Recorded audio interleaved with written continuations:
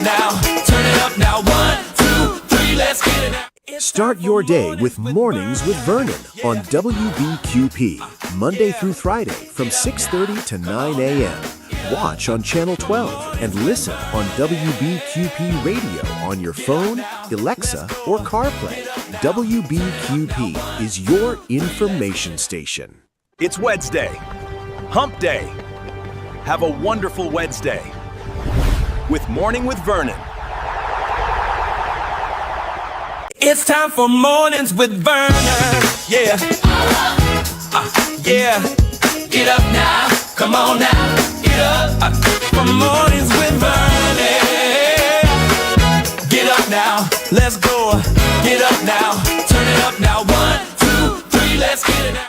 Start your day with Mornings with Vernon on WBQP, Monday through Friday from 6:30 to 9 a.m. Watch on Channel 12 and listen on WBQP Radio on your phone, Alexa, or CarPlay. WBQP is your information station. It's Wednesday, Hump Day. Have a wonderful Wednesday with Morning with Vernon. It's time for Mornings with Vernon. Yeah. Yeah. Get up now. Come on now. Get up. For Mornings with Vernon. Get up now. Let's go. Get up now. Turn it up now. 1, 2, 3, let's get it now. Start your day with Mornings with Vernon on WBQP, Monday through Friday from 6:30 to 9 a.m. Watch on Channel 12 and listen on WBQP Radio on your phone, Alexa, or CarPlay. WBQP is your information station. All right, everybody, good morning. Good morning, Miss Lois Bless Pruitt up in St. Louis this morning. Good morning, Mr. Alan Young. I want to say good morning to everybody under the sound of my voice this Winning Wednesday this morning. Yes, it is. It has been raining in Pensacola, y'all. We have some line coming through here, some thunderstorm coming through here. Rain like elephants and elephants yesterday.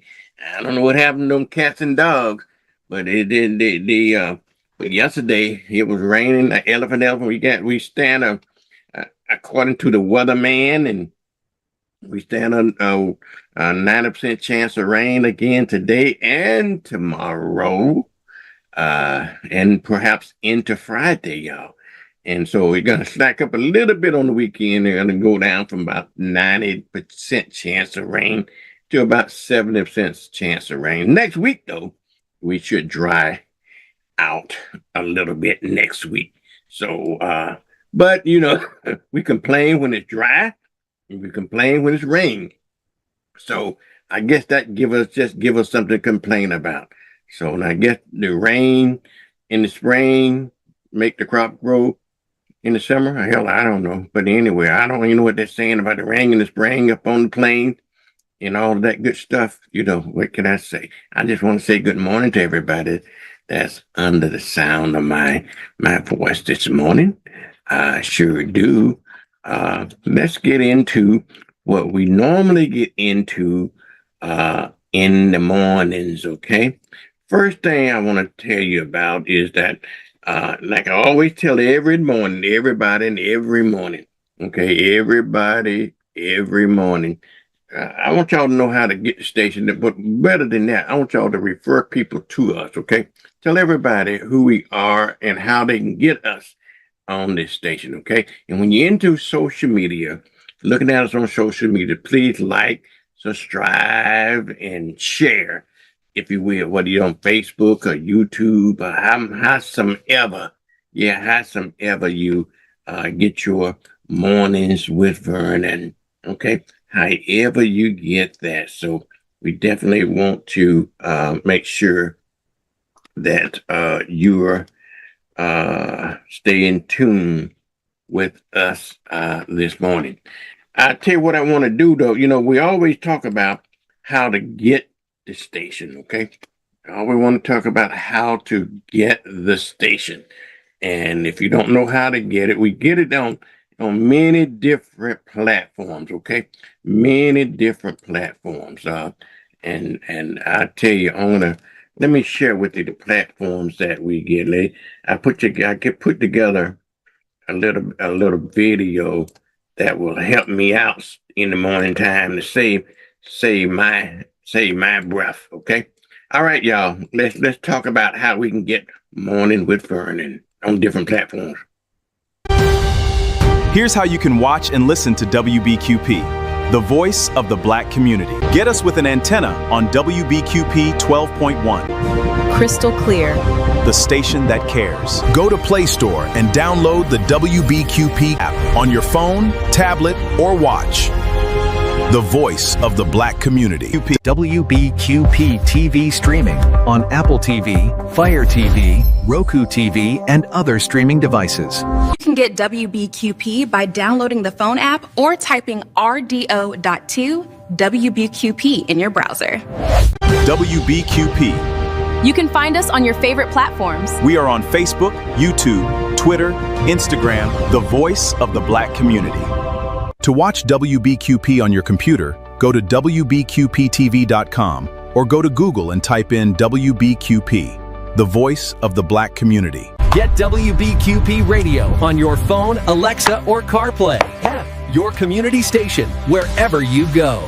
Alexa, enable the WBQP skill and play WBQP Pensacola.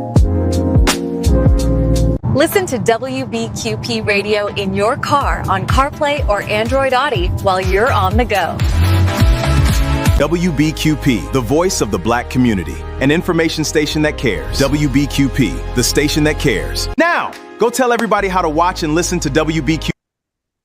All right, y'all, you heard that? Go tell everybody. Good morning, Janice. Mrs. Janice Womack, you're in this morning, and Mrs. Lois Pruitt, and Mr. Alan Young, and everybody else that Vito, all those folks, Chris, all of them that listen to Vernon this morning. Okay, all right, y'all. Let's go over let's do an overview of Vernon this morning. Today, y'all, today is the 17th day of June. Half of June is gone, y'all. June is Black Music Month. June is Pride Month. June is the beginning of the hurricane month and the whole 9 yards. And what we would do as we do every day, we will bring you in the morning some news headlines. We talk about what's headlines in the news, actually news that you can use. And then we're going to have Cheryl to talk about this weather. We've been trying to warn you all the week and kind of a little bit of the weather forecast so you can find out what's happening in and around you. And then we have Mrs. Lola and Miss Kayla Lola, y'all. She's going to tell you a little bit about the little traffic that's going on around Pensacola this morning. And then we will have Orion with some of the local sports this morning. We get time, we get into some of the public service announcement. We're going to talk about some community news. We're going to talk about some Black history, if you will.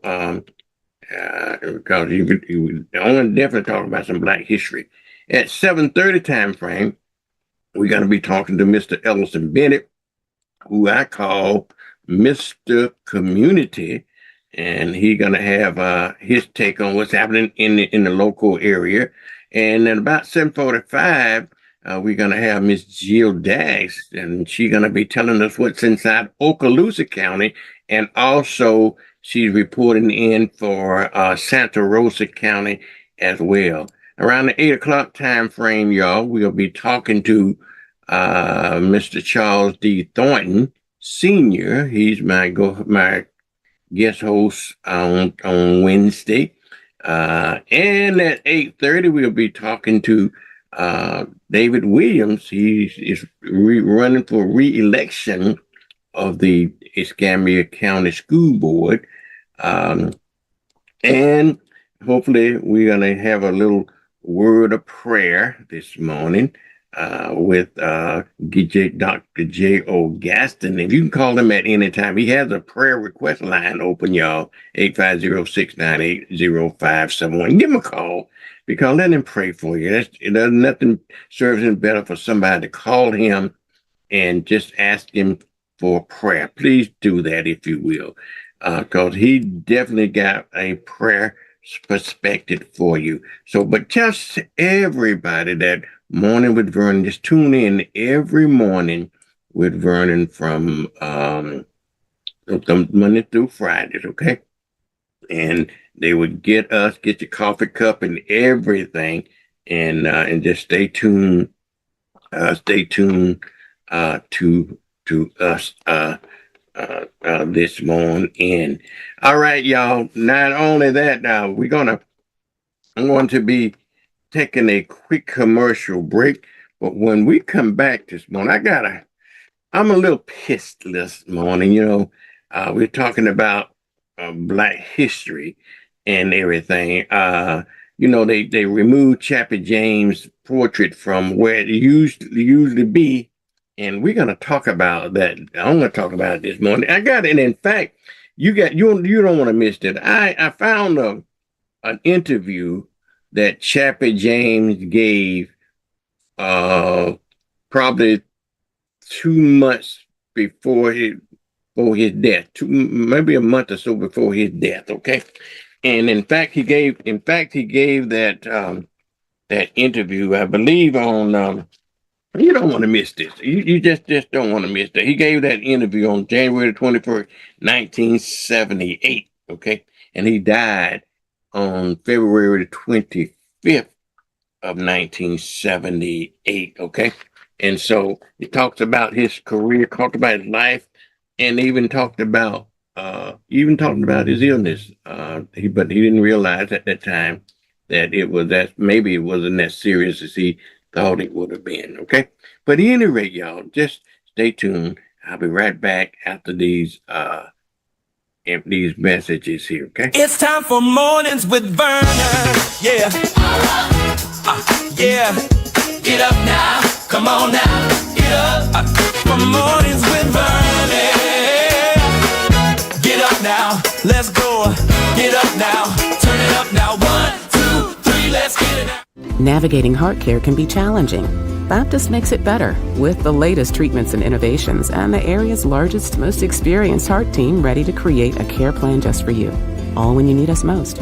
Let Baptist make it better. Baptist Healthcare. I remember these. Will I have the money to send my kid to college? Well, that's specific. How long has that been there? 7-letter word for a bank that helps you reach your goals. Synovus. Order for Synovus? Thank you. Are you Synovus? Yes. Are you gonna ask or should I? A solid financial future doesn't happen by chance. Let's talk about your potential today. For 75 years, Baptist has brought innovative care to our community. Through our Andrews Institute, we continue the legacy by providing advanced total joint care, restoring mobility, strength, and quality of life. Baptist Healthcare, here for you then, now, and always. Why wait? With Penn Air's fast approvals and low rates, getting a car loan is easier than ever. Penn Air Credit Union. Join us. Choosing the right school is one of the most important decisions you'll make for your child. At Jacqueline Harris Preparatory Academy, we provide a safe, supporting environment where students grow academically and personally. With strong core instruction and unique programs, students gain confidence, creativity, and real-world skills. At JHPA, we live by our motto, enter to learn, depart to serve. Enroll today and prepare your child to soar. So what day is the meeting? Fun day. With daily draw games starting at $1, every day shall henceforth be known as Fun Day. Every day's Fun Day with Pick Games, featuring drawings twice a day. The Florida Lottery. It's good fun. I'm David Williams, District 3 Representative seeking re-election to the Escambia County School Board. 4 years ago, I stated together we can make a difference. Today, I'm proud to say together we have made a difference, and we have safer schools. Our students are college and career ready, and we've closed the achievement gap. I'm asking for your support to re-elect me, David Williams, as your school board representative for District 3. Please visit my Facebook page as well as my campaign website at davidwilliams3.com. Thank you. Keep growing. Remember where you came from. It's the foundation of who you are. Show up for others. That's been our approach at Penn Air for 90 years. Penn Air Credit Union, 90 years strong. This is Prayer Perspectives by J.O. Gatson on your WBQP.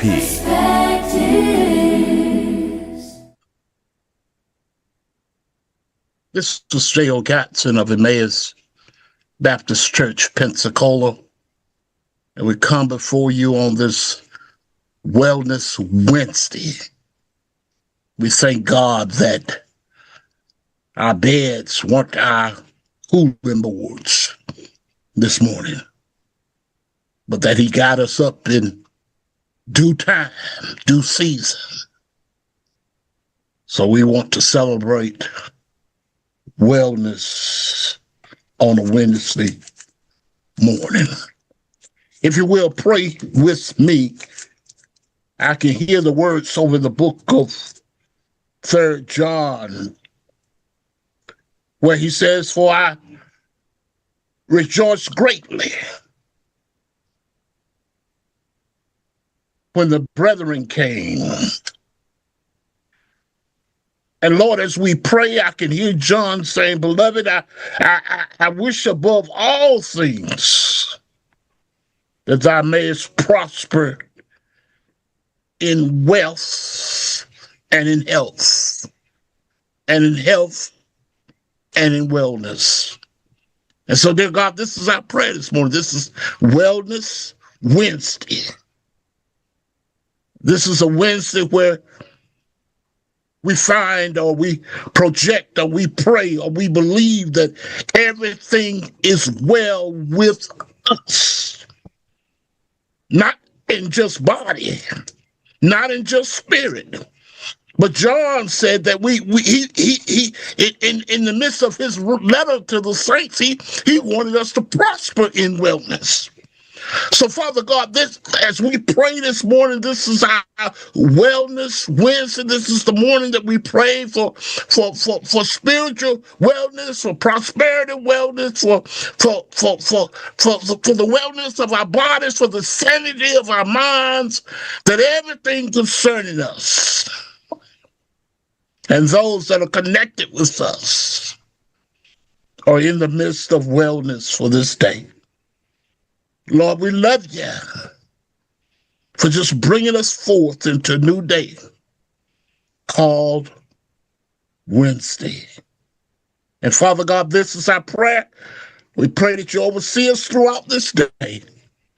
But our theme and our thought, dear God, is wellness for whatever is ailing us, as we pray in the belovedness of Jesus the Christ, our Lord, our Savior, the one that was wounded on the cross for us. Amen.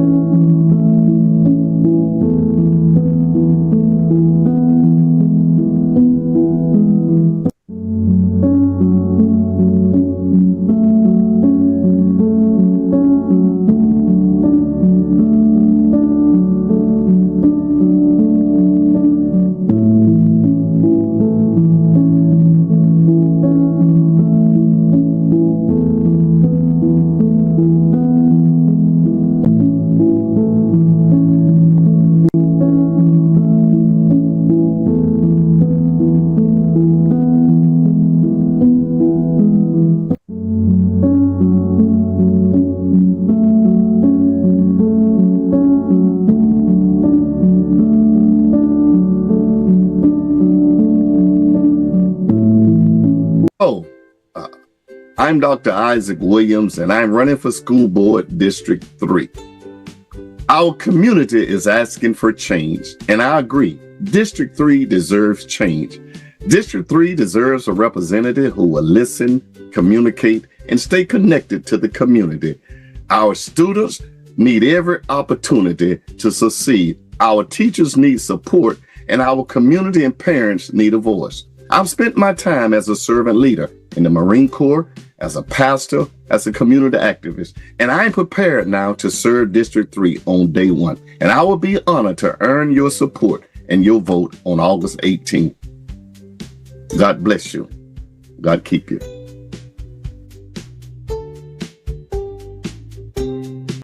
WBQP salutes the spirit of America, celebrating 250 years of freedom. Happy birthday, USA! Hi, Vernon. Here's your WBQP weekly weather forecast. By Wednesday, storm chances increase. We're looking at a high of 84 degrees, a low around 79, and an 80% chance of thunderstorms. Thursday continues with partly cloudy skies, a high near 84 degrees, a low around 78, and a 50% chance of scattered thunderstorms. And we wrap up the week on Friday with a high of 85 degrees, a low around 76, and a 60% chance of showers. Overall, expect hot temperatures, high humidity, and a daily chance of showers. This is Cheryl Mulrain, and that's your weekly weather forecast on WBQP TV. Hello, I'm David Williams, District 3 Representative, seeking re-election to the Escambia County School Board. 4 years ago, I said, together we can make a difference. Today, I'm proud to say, together we have made a difference, thanks to your trust. And because of you, we do not have any failing schools. Our schools are safer. We've closed the achievement gap, and our students are college and career ready.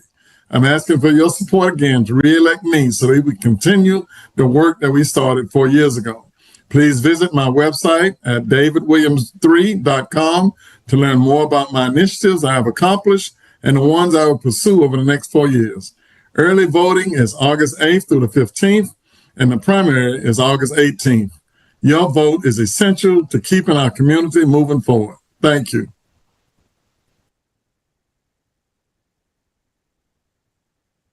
It's time for Mornings with Vernon. Yeah. Yeah. Get up now. Come on now. Get up. For Mornings with Vernon. Get up now. Let's go. Get up now. Turn it up now. 1, 2, 3. Let's get it now. All right, y'all. Good morning with Vernon this morning. Good morning, everybody. Good morning. We got a good show lined up for you today. I'm gonna have to talk about the Chappie James story. Y'all know that, don't you? Because I'm a little weedy about that, y'all. I tell you the truth. But before we get into the news this morning, y'all, let's talk about. Have you checked your lotto tickets yet? Let's see about your lotto here, okay? Vernon Sugar, it's Wednesday. Don't forget to check those lotto tickets from last night. I know you are lucky because you won me.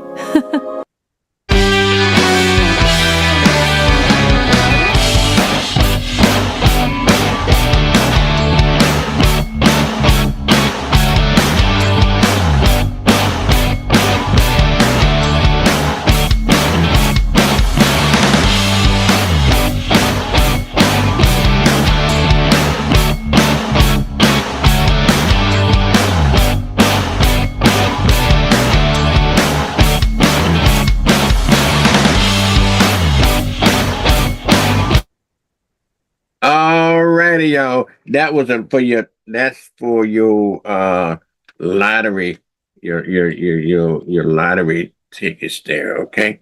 That's for your lottery. I tell you what, today we're gonna get into some of the news headlines this morning, if you will. Just gonna practice some of the headline stuff that coming in.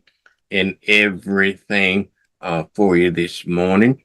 We're glad that you know that you're here this morning. So let's see if we can find out what's happening in the news.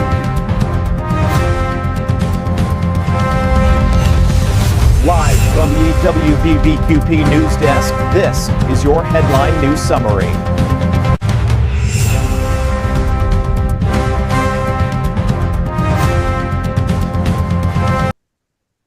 Alrighty, y'all. Let's see what in the news. Let's see what's in the news this morning, y'all. I tell you the truth. My little girlfriend, she was gonna bring me on. She was gonna say, let me tell you what she's gonna tell you this morning. My little girlfriend, y'all. Don't tell Good my morning, wife. Cutie Vernon. It is great to be with you today. What's happening in the news in Pensacola today?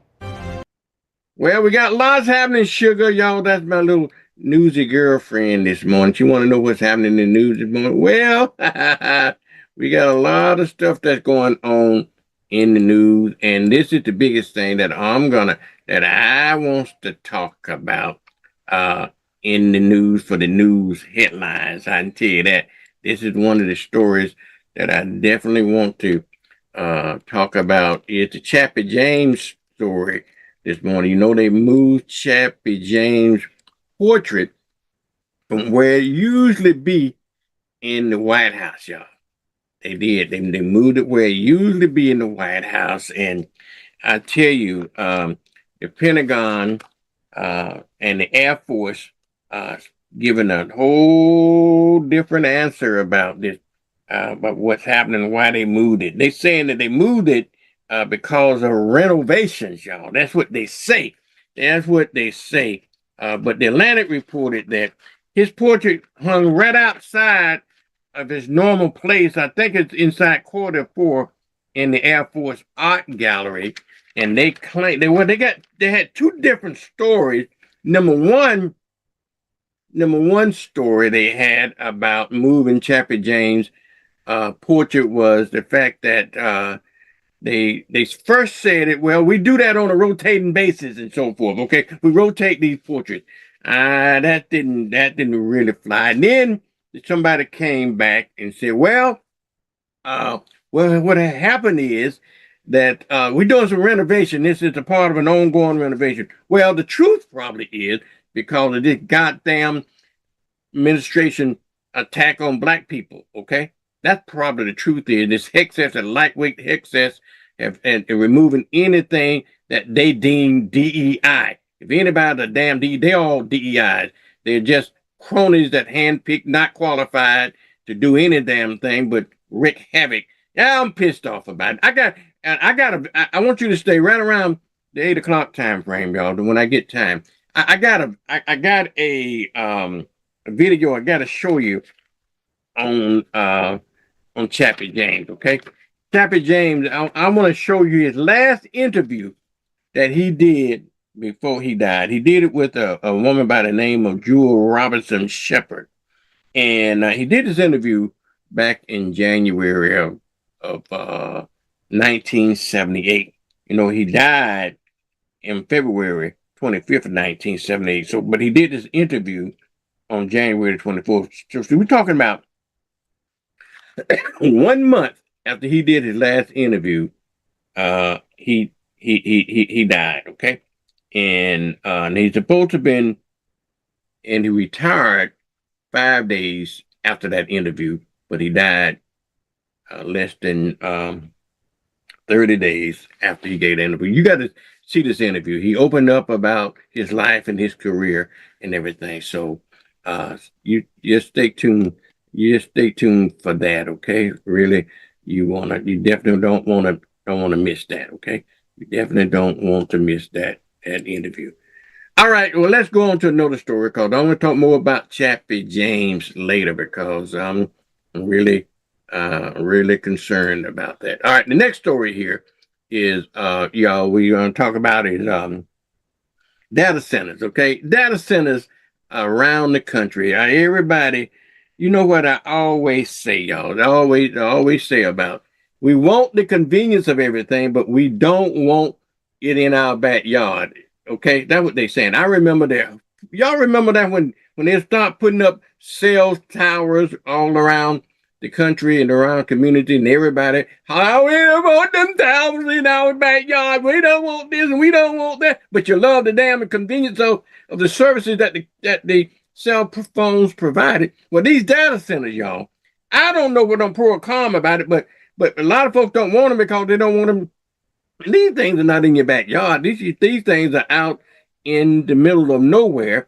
But what they're designed for is to power AI, okay, to power AI, and also to have, you're talking about the cloud, the big giant centers are nothing but computers and data banks that they can store information and stuff on. And that's what they're doing all around the country, because I don't care what you say, AI is not going away. I remember when we talked about the computers and computers going to replace us and all this other kind of stuff. And we come up with all these crazy things that we don't know, we don't understand, we always challenge. But anyway, I said all of that to say, we first start talking about this, and we're talking about in general area about data centers, and they're having an issue in Baldwin County. We reported some months ago about they didn't want the data centers over in Baldwin County. Then just last week we talked about Santa Rosa County having an issue with it. We were talking about the mayor. The mayor said, well, Pensacola hadn't planned to do anything in the city with with the data center. Now, the Cameron County government is saying, well, because they want to put one here in the Cameron County government. So that's still up in the air and on the table. And now a place like over in the Funiac Springs, over in Walton County, where they ain't got nothing but trees and cows out there, okay? Trees and cows. Can you name a city, a town in Walton County? You probably can't. The Funiac Springs is probably the only one that you know about. The Funiac Springs, which is the county seat of Walton County. And that's the only populated, the most populated and popular area over there is probably over in Fremont. Those are the only two places that you can probably name in Santa Rosa County. They probably need the infrastructure, and they probably need the business, but everybody, they just passed a law in Walton County forever banning data centers. I don't understand it. I don't know. They talk about it. It's going to increase the power bill. Well, they increase their power bill. I don't know how that data center going to increase your power bill. Maybe I'm short-sighted. I don't know. But that's all the brouhaha about the data centers. Everybody, but trust me, the benefits that these data centers and cell phone towers and all the communication towers and all of the power lines. You remember back in the late 40s and early 50s when they start running all those big power lines. White folks said, I didn't want it in my computer, so they put it in the black community. But they want the convenience of it, but they don't want the inconvenience of it. They didn't want it in their backyard. So they put all those power lines in the black community so that the white folks can enjoy it. Then when the interstate came through, guess what? I don't want it in my backyard, but they sent it right down through the black community and everything. But anyway, let me get off of my horse about that, okay? Let me get off. Let me start talking about pistol packing mama here. This 84-year-old lady here, I call her pistol packing mama. She, I got to get a little different story. She's an 84-year-old Milton woman. She fired a shotgun as a warning to a neighbor cutting the grass now. Okay, let's talk about this story. The 84-year-old Milton woman, she was arrested for firing a shotgun and an apparent warning to a neighbor for cutting his grass. That's what was according to reported by the report. Y'all get some details on it from your normal news source. But Miss Charlene Davis is charged with aggravated assault with a deadly weapon. That's a felony, y'all. And discharging a firearm on a residential property. That's a misdemeanor.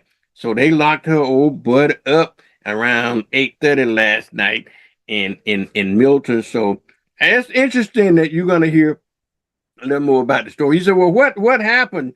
Now, she said she did admit to firing her She said it wasn't no shotgun. It was a Smith & Wesson 38 revolver. She said I shot it into the ground. Okay, and and so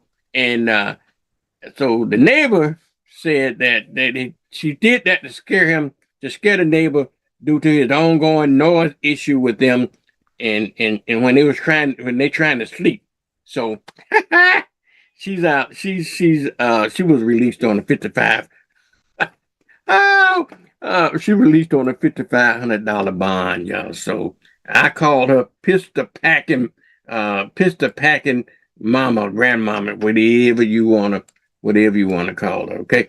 On yesterday, y'all, despite of all of this rain that we had on, as my grandmother used to would say, on yesterday, they had ECU had a water main break over in up around W Street and somewhere in that general area there. So they the W Street in Massachusetts area there. So they had to start rerouting traffic, but everything is back to normal now. And they saying that you need to boil your they're gonna get some boil in your boil water warning. So just go to ECUA .fl.gov and you get a little more information about that, as well as about jobs too. You need a job. All right.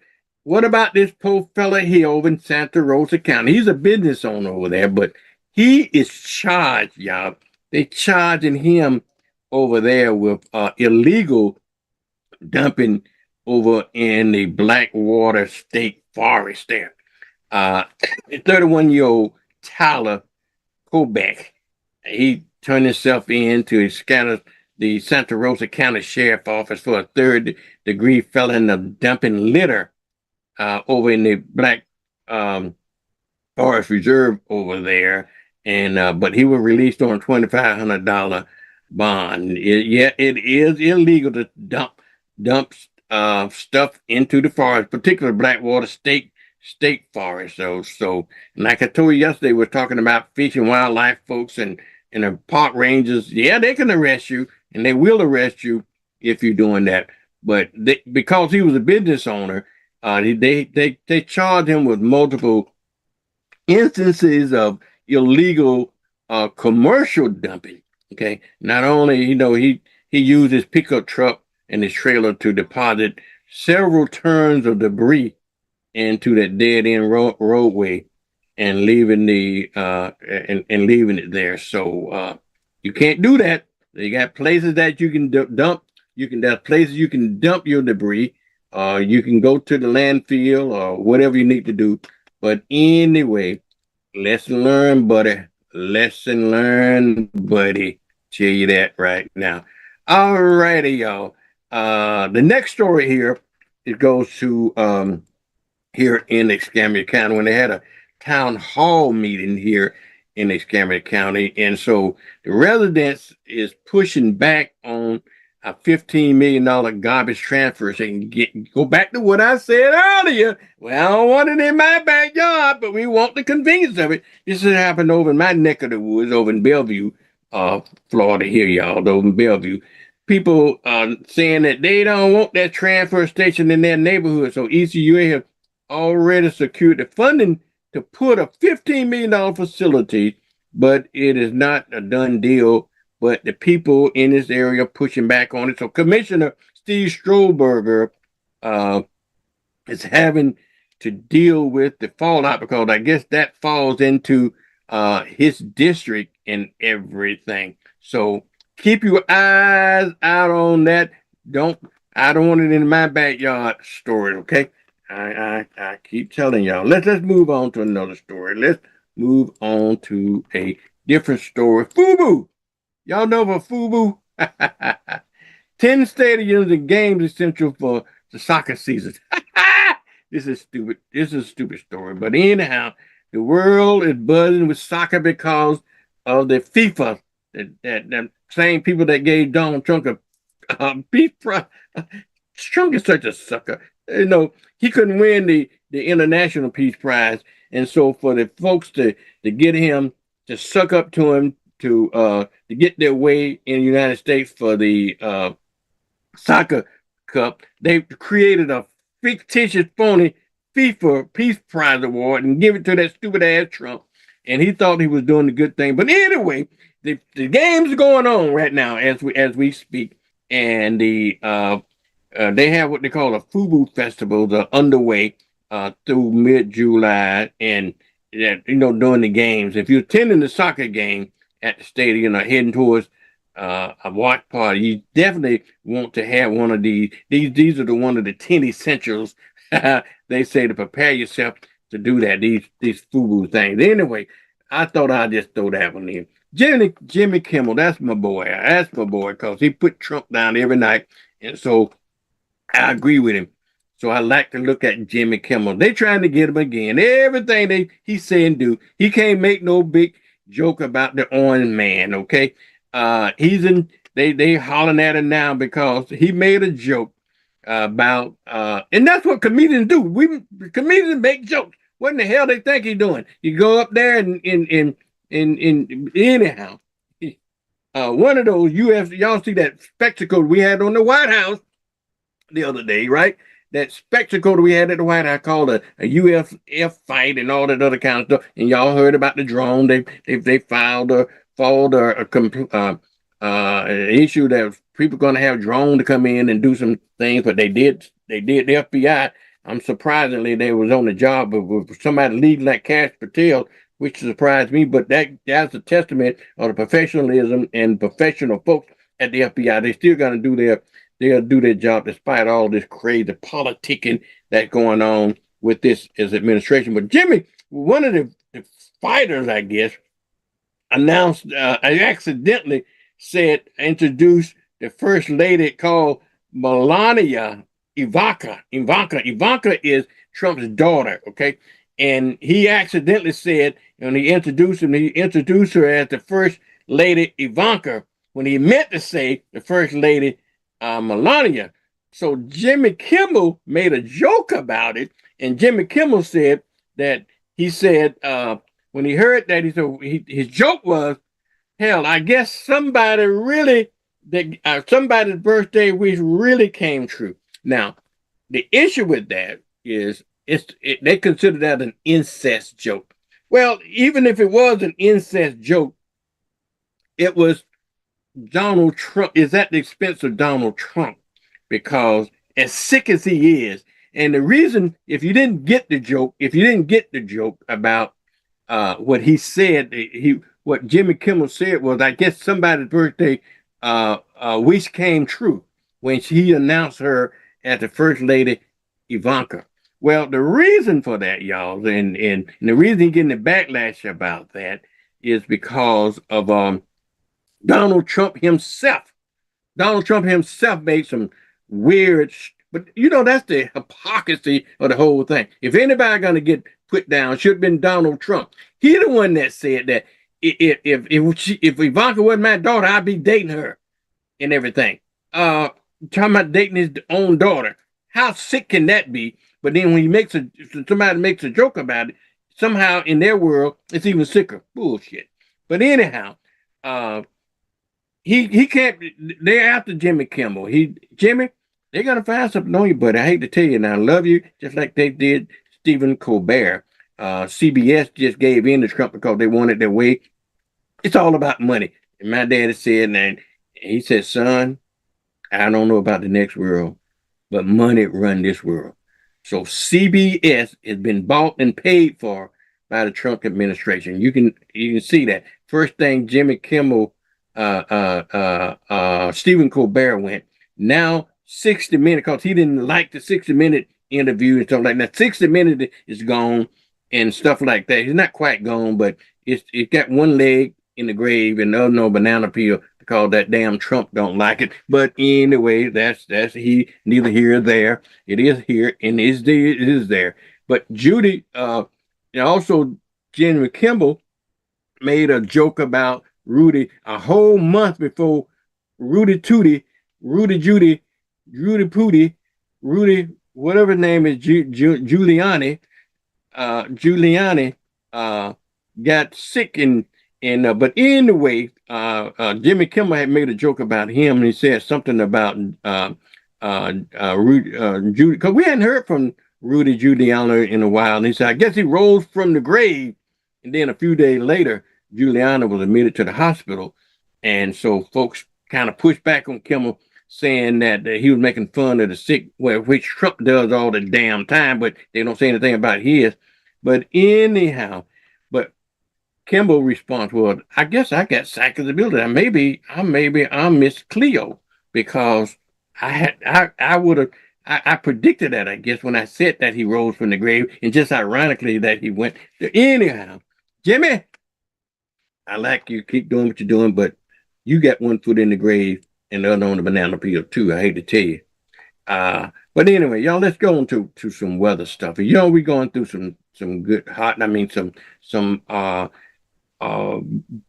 rainy, extremely rainy weather. Look like we might have some potential flood potential. Y'all make do it safe. Channel 3 has been reporting this all week. Y'all stay tuned to Channel 3 so y'all can track this and you knew what you need to do, because it is going to be some more heavy rain. This front is coming through. Y'all can see it there on the map with Alan Strom there.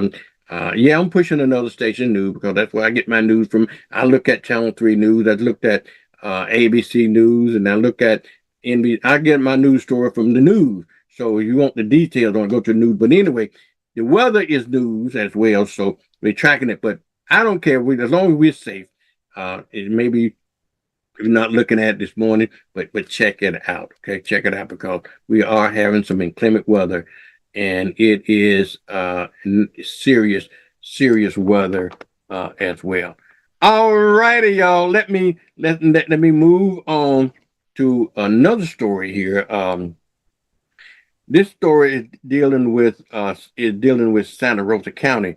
They're talking about Collins launches a come and take it tour in Santa Rosa County with a pro-gun proposal. Now this idiot here, yeah, I call him an idiot. I guess he's the vice governor or the lieutenant governor or something, but he's trying to run for, I guess, for governor, and he's got to come back and take to, which is the stupidest thing I've seen in my life. We got what we call red flag laws in Florida. He want to repeal the red flag law, trying to restore the minimum age to purchase firearms to 18 again. We got it now. You got to be 21 now. He wanted to repeal that law. He wanted to eliminate bump stock restriction. He wanted to push to repeal the National Firearm Act that they got in Santa Rosa County, and everything that give my guns, the second amendment. Give me my guns. The hell we need with guns, okay? Let me get on for my Trump arrangement start acting up. Y'all help me. I'm on a roll this morning, y'all. I tell you the truth. But anyhow, the FBI is taking over the police department over in Pritchard, Alabama, y'all. Yeah, y'all need to read about that story over in Pritchard, Alabama, where they got this sheriff, I don't know if he's the sheriff or the deputy over there in Mobile, then been running drugs and doing all kinds of stuff over there. So now allegedly. So FBI and so forth had a sting operation over there. And so he's federal. So this Pritchard police officer is facing some federal charges after investigating him abusing his badge to help drug dealers in violent crimes. And he's also is allegedly charged with concealing evidence in a murder for hire investigation, according to that's what's being reported. And they say he's also arranged unlawful stops to take bribes to keep people out of jail. Boy, I tell you, his name is Deutsch, okay? Emmanuel Deutsch. He's a sworn police officer in Pritchard. Been there since 2014. Now he's charged with all of these charges, and people tipped off. I guess he was ratted out by some of his cronies that he was in business with. But anyhow, like I said, if you're gonna have a secret, you better keep it to yourself. Don't tell anybody, because if you do, it's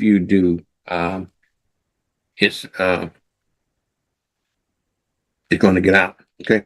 Now, let me tell you this. I was telling you about I was telling you about how the fish and wildlife people can arrest you. Well, they charged 3 people over in Santa Rosa County, y'all, for trapping and killing an alligator over there. They had an alligator, must have been in one of those ponds over there in Santa Rosa County. And so it was they say this alligator was probably 8.5 feet long, but 3 people had trapped him, and then they transported and they killed him without a valid permit. And so now they sitting in jail, doing not some face time, but some crime time, if you will. Oh, it's crime time again. And my baby gonna leave me, or whatever that song is.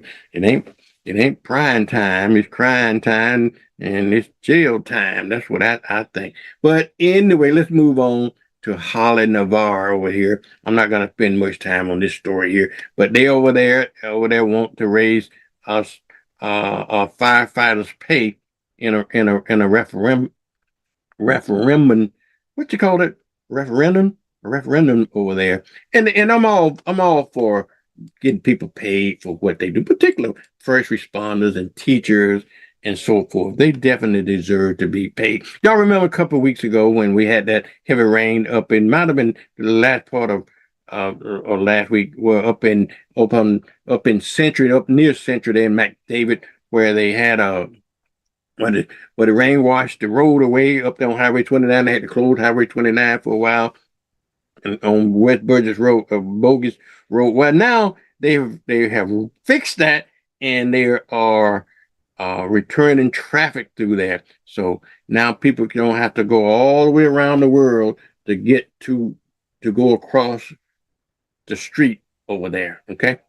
All right. The other thing here, the question here is, do you think law enforcement can protect the White House during this 250-year anniversary? Well, they better. That's what the hell we pay them for. But anyhow, they got questions that somebody did a survey. They got questions. They got questions about that. Okay, let me move on really quickly here. The scientists, y'all, signed 5 public safety bills in Winter Haven yesterday, including the one about exit lines, penalties, and so forth. You read about that story. Anyway, just read about it. Just read about it, okay? When you get that. Now, this is another story. Lord have mercy. And I just mentioned that. I'm going to take but 2 seconds on this story. The FBI, they stopped the drone plot, which was targeting that UFC fight, which should never have been on the White House lawn. That's the people's house. That's Trump's. Let me go on. Let me move on before I get. Yesterday, y'all. Last night. Keep your eye out on Georgia. Okay. Keep your eye out on Georgia. They cast their votes yesterday in Georgia, and look at the results. I didn't have time to look at all the results that came in, but Georgia voters is they're trying to, because of the 2020 election results, they doing some strange things over there in Georgia. The previous mayor, Mrs. Lance Bottom, I think it is, she's running for governor over there in Georgia, okay, in Atlanta. So keep an eye on that story. This Republican here, John Conyers, I think his name is Conyers. He's undecided on whether Trump AG nominee after they interviewed the candidate. Trump now facing a lot of backlash with whoever that old boy he put up there, Polte, he put up there and now he has a temporary one, but then he named a permanent one, and now his Republican senators are having some issue with that. Okay, and nothing like them fighting among each other. Newsom said that Trump is investigating him, so keep your eyes on that story. This boy here, yeah, the couch man, allegedly, ACJC, whatever his advanced name. It's sad when you got a president of the United States and the vice president of the United States. They're doing so bad that you can't even know, can't think of it. I only know his name. That's just immaterial to me. But all I know his last name is Vance. So he admitted to the View yesterday about being on the conspiracy theory on the Epstein case. Y'all read about that. Read about that. I'm not going to get into all of that. Also, I guess Trump is standing by his girlfriend. Yeah, I said it. Lindsey Graham. So Lindsey Graham, he's always, it's amazing to me, all the little sweet ones and the timid ones, always trying to be the tough one. Lindsey Graham is the hawk, if you will, on Iran war. Y'all to go get him. Y'all to go get him. Yeah. So he kind of said something a little bit different than what his boy Trump was saying about Iran war. And y'all keep an eyes on that story because something is in the buttermilk with that. Okay, they got an agreement, but he don't discuss the agreement. Iran is paying you for a sucker. That's all I'm saying about that story.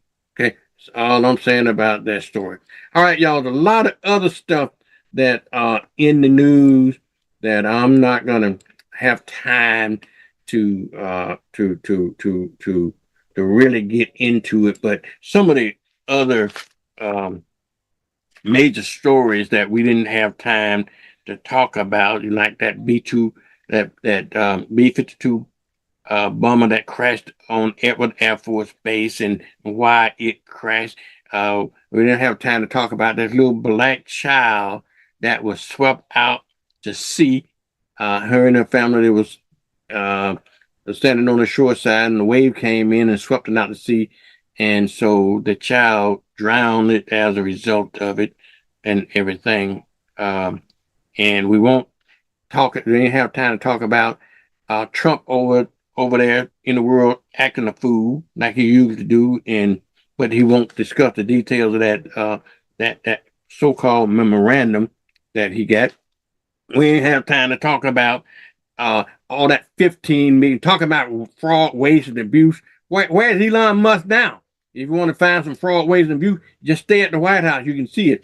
Talking about $600 million now for that damn ballroom. $15 million to clean out that damn pool, which is supposed to be in the blue, but now it's full of algae. We know we ain't got time to talk about that as well. We didn't have time to talk about, they pulled his name off of the Kennedy Center. They sure did. They pulled it off. And we don't have time to talk about another story, which is kind of near and dear to everybody's heart. A story out in California, an LAPD officer shot and killed a dog. Let me tell you that. I want to talk about this for a little bit because now y'all can do what you want to do. They can shoot and kill black folks all day long. They gonna find it justifiable, but not a puppy. This officer, these people was in their apartment. This is according to what the story said. These people was in their apartment celebrating the Knicks win. Okay, the Knicks win. They were screaming. I guess somebody called the police. Police came in, knocked the door down, and the dog, because the dog do what dogs do. He was trying to protect his owner, and so the dog was charging when they pushed the door open. So the dog went charging towards the I'll be with you, Ellison, let's hang on. But the dog was charging the door, and the police officer shot the damn dog, shot him dead. Okay, so you're gonna hear more about that. Okay, you hear more about that. You can kill folks, but you can't kill a dog. Okay, now he going down for that. I hate to tell him now, he is definitely going down for that. So we didn't have time to talk about all of that. And we didn't have time to talk about, but I'm going to make time to talk about Chappie James. I can tell you that right now. But anyway, my time is up, y'all. Talking about stupid stuff in the news. You know, it is Wednesday, y'all. It is absolutely Wednesday. And you know what we do at 7:30 every Wednesday? I have my community reporter on called Mr. Ellison Bennett, and I call him Mr. Community. And I tell you, Ellison, are you on? Yes, I'm here. Good morning. Good morning. Good morning. How you doing this morning? Oh man, I've been fighting a sinus virus for about 4 or 5 days. Feeling much better today.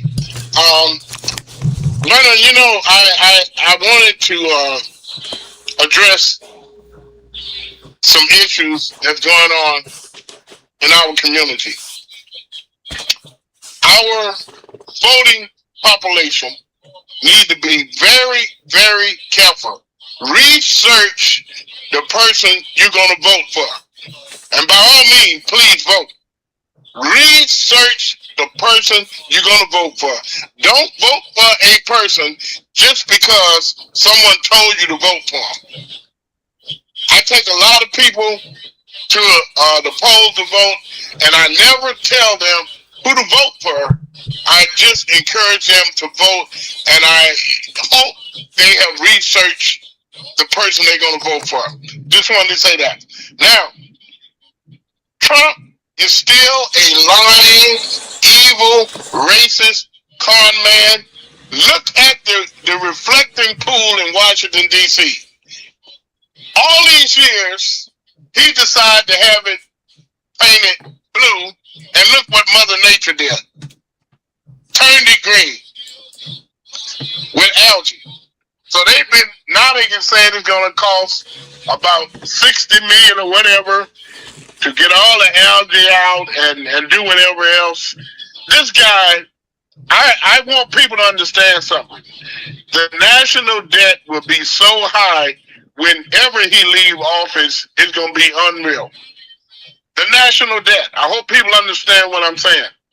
Now, to reiterate of him being a liar, which he does, he had this UFC match there, and Mother Nature said, well, hold on a minute. We're going to show you who's in charge of this universe, and that's God Almighty. They had to delay it because of rain and lightning. Now, there was a canopy over the ring, but the people sitting around, guess what? There wasn't no canopy over them. So now they want people to believe it was a great event. It was not broadcast on ABC, NBC, or CBS. Was not. So why did he think everybody all of a sudden wanted to celebrate his birthday? That's just the sickness of his mind. I have a real problem. I called some Republicans that I knew, and I know them well. And I told them, I said, first of all, General James have earned the respect, not only as a fighter pilot, but a decent hero citizen of this country. And nobody should be trying to tarnish his name. So they took the picture down, Vernon, at the Pentagon. They might have said they moved it to another location. They actually took it down. Headset did that with his ignorant self. And at Arlington National Cemetery, a website that listed the accomplishments of General Colin Powell.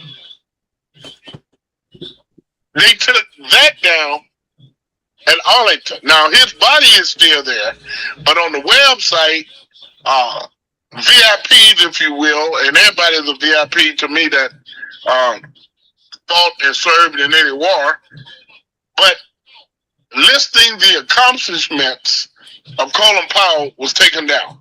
I want to say we had a shooting this past week, since the last time we was on air, at one of the hotels on 29. 2 people were shot. 1 man died in the parking lot. Another person was taken to the hospital. If people think we don't have gun violence problem in Pensacola, they're not dealing. When I say Pensacola, it's Escambia County. Let me say that.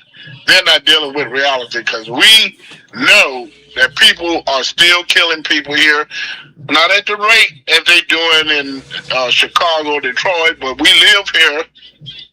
We must be concerned with what's going on here. School board now have came up with this idea. They want to put on the ballot to have an elected superintendent. We already had that, and they changed it, having one appointed. So I don't know what Keith Leonard have done to Fesco, Adams, and whoever else want to change it back to where it was. But maybe time we need a breath of fresh air on the school board. Those guys that been there, that voted to close every school that was in the black community. Think about that. Think about that. Those same guys that's been there for a number of years voted to close those schools. I'm talking about Spencer Bibbs. Everybody know where that was. Brown Barge. Everybody knew where that was. We need to be paying attention to these lying politicians that promise things and don't deliver. Now, again, all the person have to do, 850-595-3900, 850-595-3900 to check your voting status. We need people, everybody that's in your household that's eligible to vote, need to vote. We need a change at the city level, county level, and national level.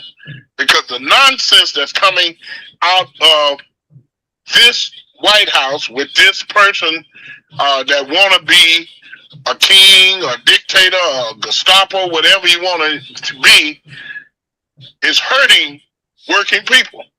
Even the Republicans know that. But they will come on and say, oh, everything is well and we headed in the right direction. That's foolishness.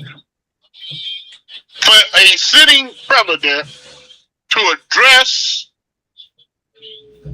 President Obama as a SOB in a meeting is shameful. No other president have ever done that, whether you agree with him, whether they're Republican or Democrat, but he thinks he can say anything he wants about somebody or to somebody. And I will say this. It's left up to the voters to bring about a change. If they think we don't need a change, I don't care what state it's in. You just do the status quo and you're going to get the same thing you've been getting. His whole goal is to erase the contributions and black history from the history books. And if you think I'm lying, just Google your phone. There is people who will not accept the truth. Excuse me. They would look at this guy, oh, he's a wonderful president. I will not be celebrating the 250 years. I will celebrate Juneteenth, June the 19th. I will celebrate June the 19th, but 250 years of America, I will not be celebrating it because I think about the 4 little girls in Birmingham that was, excuse me, that was in Sunday school. I think about Michael Donald, who was hung downtown Mobile, Alabama in the early 80s. I think about Emmett Till, and the list goes on and on.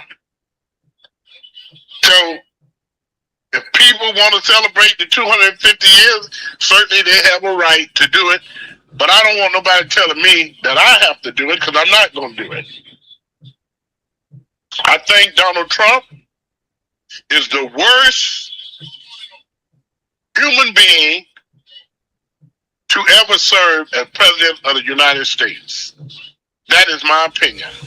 And if people just open their eyes and ears, they telling us that the insurrection didn't happen, and he want to give all those thugs that he pardoned money for destroying government property. Vernon, you worked for the government before. You know you can't even drop a typewriter or use their computer if you're at work for your personal use. These people destroyed government property, and by the way, 5 people died January the 6th during the insurrection. I don't want nobody to tell me it never happened because now they think they can play on my intelligence. And one thing I do, Vernon, I research all the time. So I want to thank you for this time. Remember, people, the Juneteenth celebration here.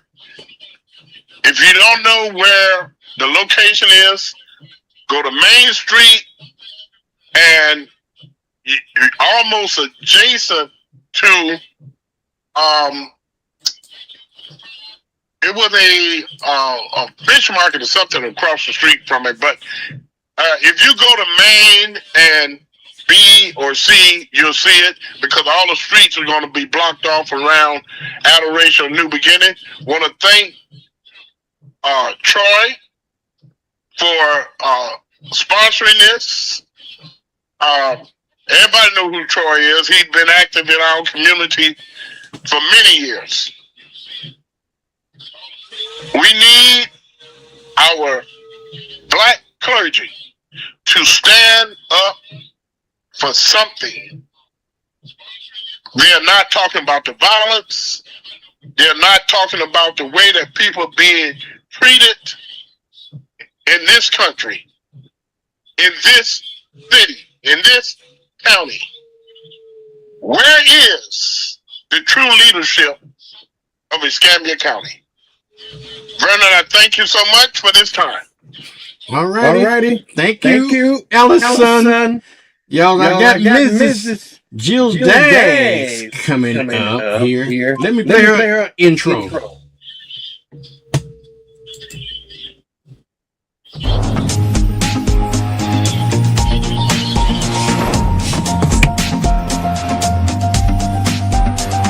Welcome to Inside Okaloosa with Jill Daggs. Tune in on WBQP TV every Wednesday at 7:45 a.m.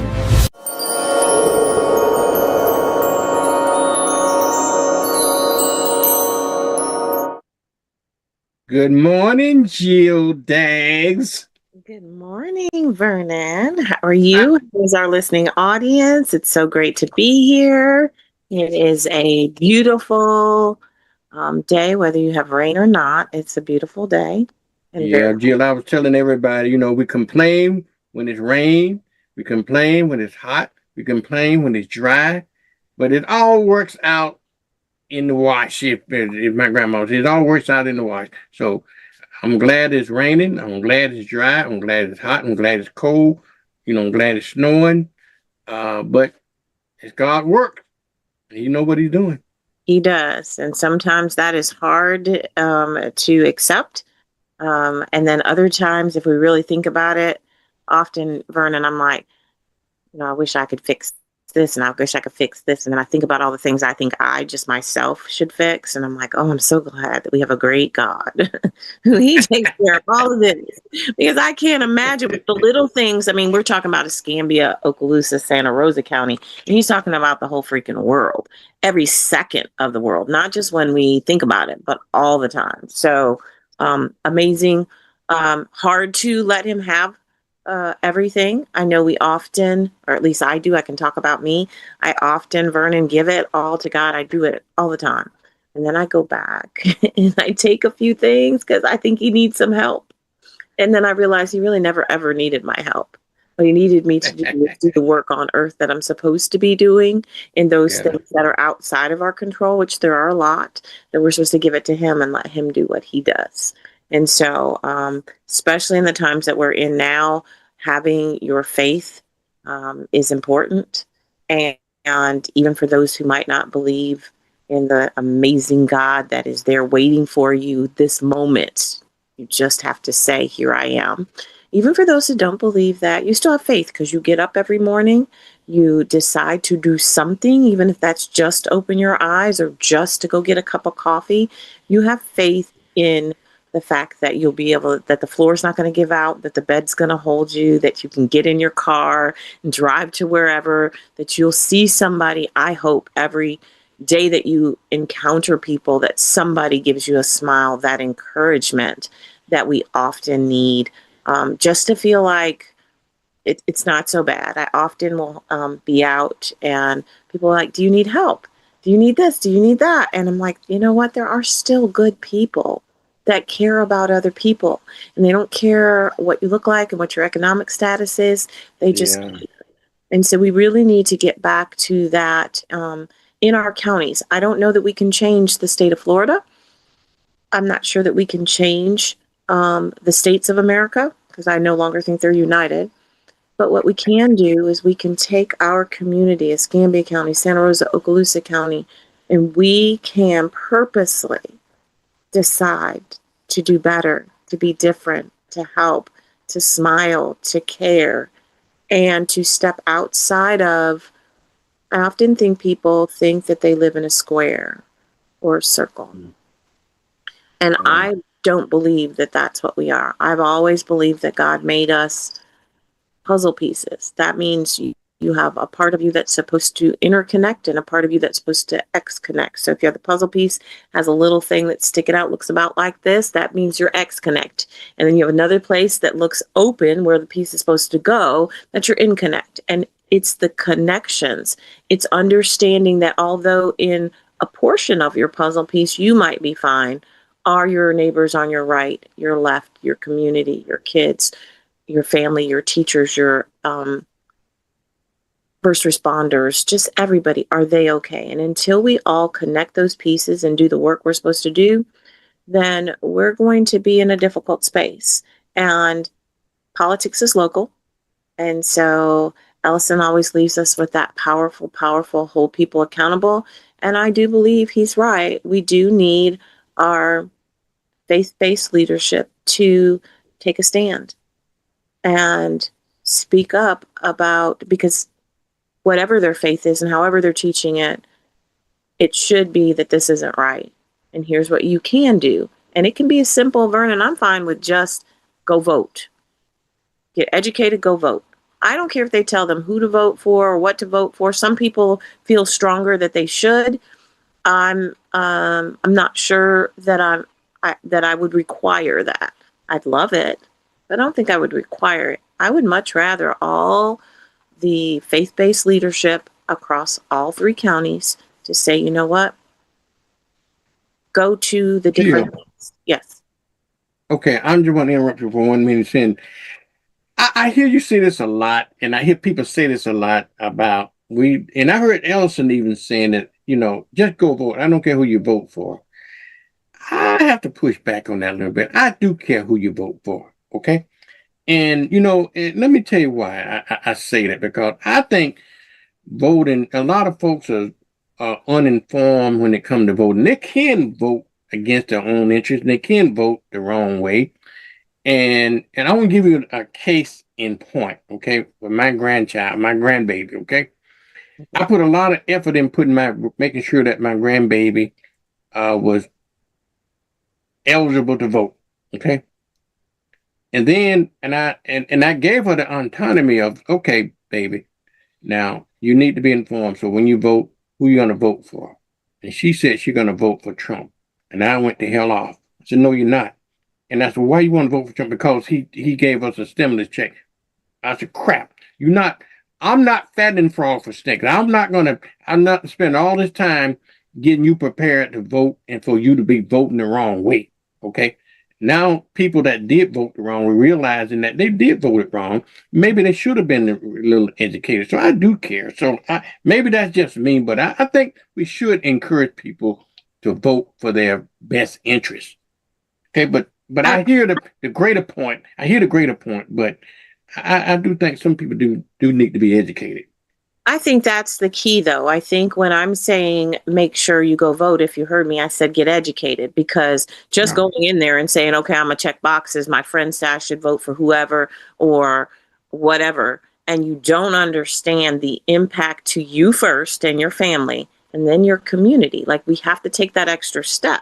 It's okay if you think so-and-so is good for you, but is so-and-so good for your entire community? Because that's what we're building. So I think, Vernon, you're right. It's more than just checking the box. A lot of times, what I think both parties do well is registering voters. Yeah. I think Jill, both parties don't do well. Go ahead. How much time you got with us today?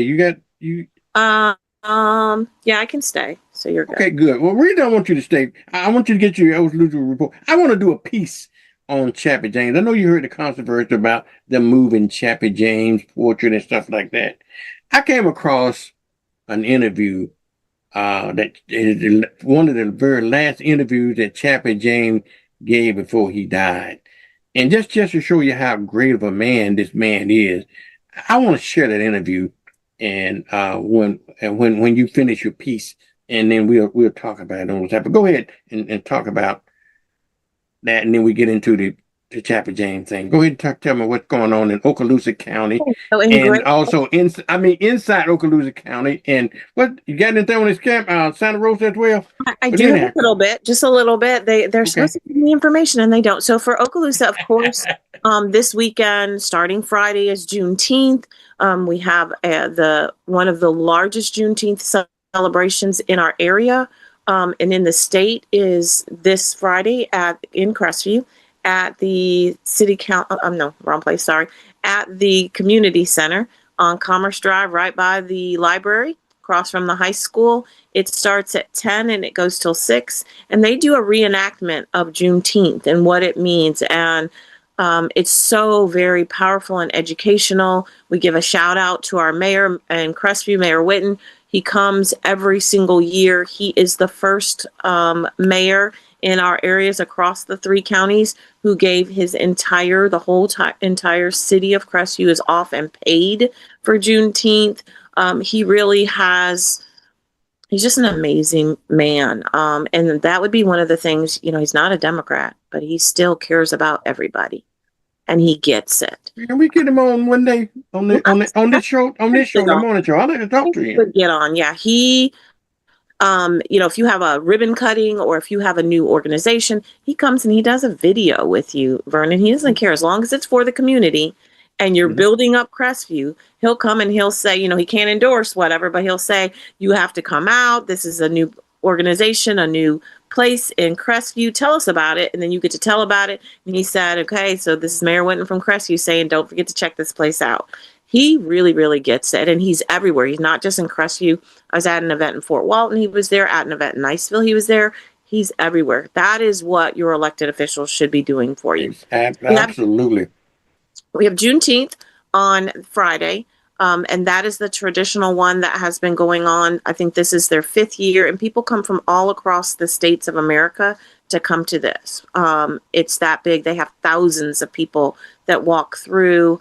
They have vendors. They have fabulous food. They have a kid corner. So in the back area, they have a room that's just full of, they bring the basketball hoops in and video games and a whole bunch of stuff inside. And then outside, Vernon, as long as it doesn't rain, They also do, you know, when you get, well, you've seen, I'm sure you haven't because I haven't, but you get in the bubbles and they roll inside of them, and then they have horseshoes and all of that outside tic-tac-toe. And so they really make it a family friendly event. And then on Saturday, the city of Fort Walton, and this might have been what he was talking about, Ellison was talking about, but the city of Fort Walton is doing their Juneteenth. It is from 10 until 3 at the landing, but they've kind of coupled in the 250th year. And so I didn't see it, and somebody called and said, you know, Jill, I just can't participate in that because they're taking Juneteenth from us. Juneteenth is the holiday. That's what we're celebrating. You put your 250-year celebration somewhere else. I'm not going to say you shouldn't celebrate it. I just don't think you should couple it with are you celebrating 250 years of Black people? Because I'm sure you're not.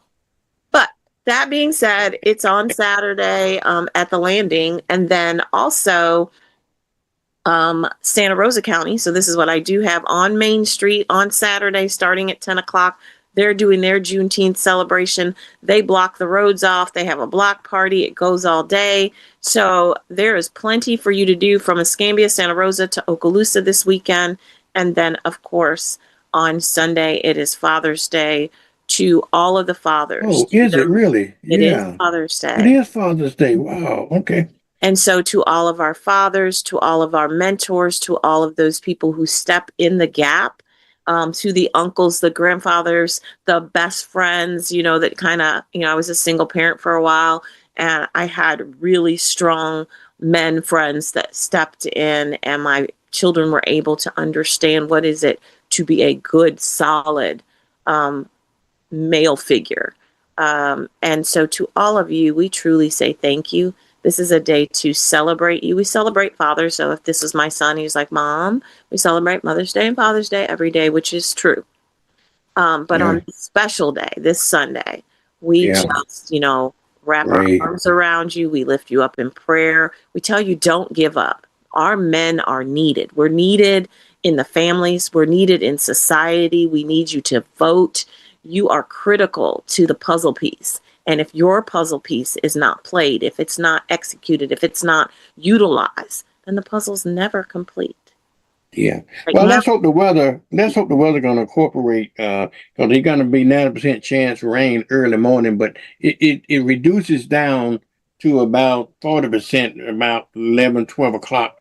So, I think over in the afternoon, we're going to have some pretty decent weather, but in the morning it might be raining, so don't let that stop you. Jill, I want to, because this is quite a long piece that I want to do, but I want to play this interview, if you will, about Chappie James. A lady by the name of Jewel Robinson Shepherd. She had a show. I don't forget what, Jill, I don't forget what station was on, and the show was called One on One. And she did an interview with Chappie James back, I believe it was on January the 21st in 1978. And that was 5 days before he actually retired. And then when he retired, you know, that within 30 days within the retiring, he died of a heart attack. He died on February 25th, 1978. He was 58 years old when he died. But anyway, I want to play this interview. And the reason I want to do it because I just want to demonstrate what a great man he is. He talked about a little bit of everything, talked about the controversy that was centered around his life, or the fact that people tried to make him out of something that he really wasn't, and stuff like that. So if you got a minute, let's stay tuned for this, because it's about 20 some minutes long. Okay. All right, y'all. Here's the interview that was done back in 1978, the last interview that General Chappie James did. Hello, welcome to One on One. I'm Jewel Robinson Shepherd, and my guest today is General Daniel James, known to his friends as Chappie. General James is the first and only black four-star general in the history of the U.S. military. He needs no further introduction. Welcome, General. Thank you. It's a pleasure to be here.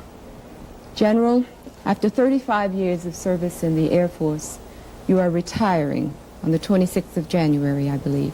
That's right. Some 4 months earlier than you had planned to retire. Unfortunately, there seems to be a small cloud of controversy that hovers over the issue of your retirement as a result of a column that was written by Evans and Novak in the Washington Post. And I want to read something to you. They say that the reason that you are leaving the Air Force now rather than in May as expected is because you have been relieved of your command where you were commander of NORAD, which is the U.S. Canadian North American Defense Command, and of ADCOM, the U.S. Aerospace Defense Command, because of criticism of the Chief of Staff of Air Force's decision to eliminate ADCOM, and that you wrote a letter to General David Jones criticizing that, and so you have been transferred to the Pentagon. The Air Force immediately after that article said that medical reasons were the reasons for your retirement, and I do know personally that you had a mild coronary in September. So what I'd like to do is try to understand, if we can, exactly what the truth is. Well, I should just answer that question by saying hogwash, because that's precisely what it is. And any time a column appearing under the name of 2 or 3 media representatives puts a cloud of controversy over a man who served not only well, but outstandingly, as my record will show, is just hogwash. The Chief and I still share the same mutual high respect for each other that we always have. And there's absolutely no truth to the article except that I'm retiring, and that I'm retiring early. I'm retiring because I had a heart attack. I was a major commander on flying status. A major commander of a flying command should be on flying status. After you have a coronary, you're automatically grounded. I chose to leave. I have never been fired from a job in my life, and the same holds true today. I am going out of the Air Force with the high respect, not only of my friends in the Air Force, but of every enemy I've ever faced in the sky, because I did it all well. And there's absolutely no truth, and it is very unfair, and this is the thing that bothers me about it, Jewel, for this to continue to come up. How many times do we have to say that this isn't true? Both the Chief and myself. I would have no reason to protect him or vice versa if there were any truth in that allegation. One of the writers called me before he published the article and asked me if it was true. And I said no, and the Chief had told him no in the beginning.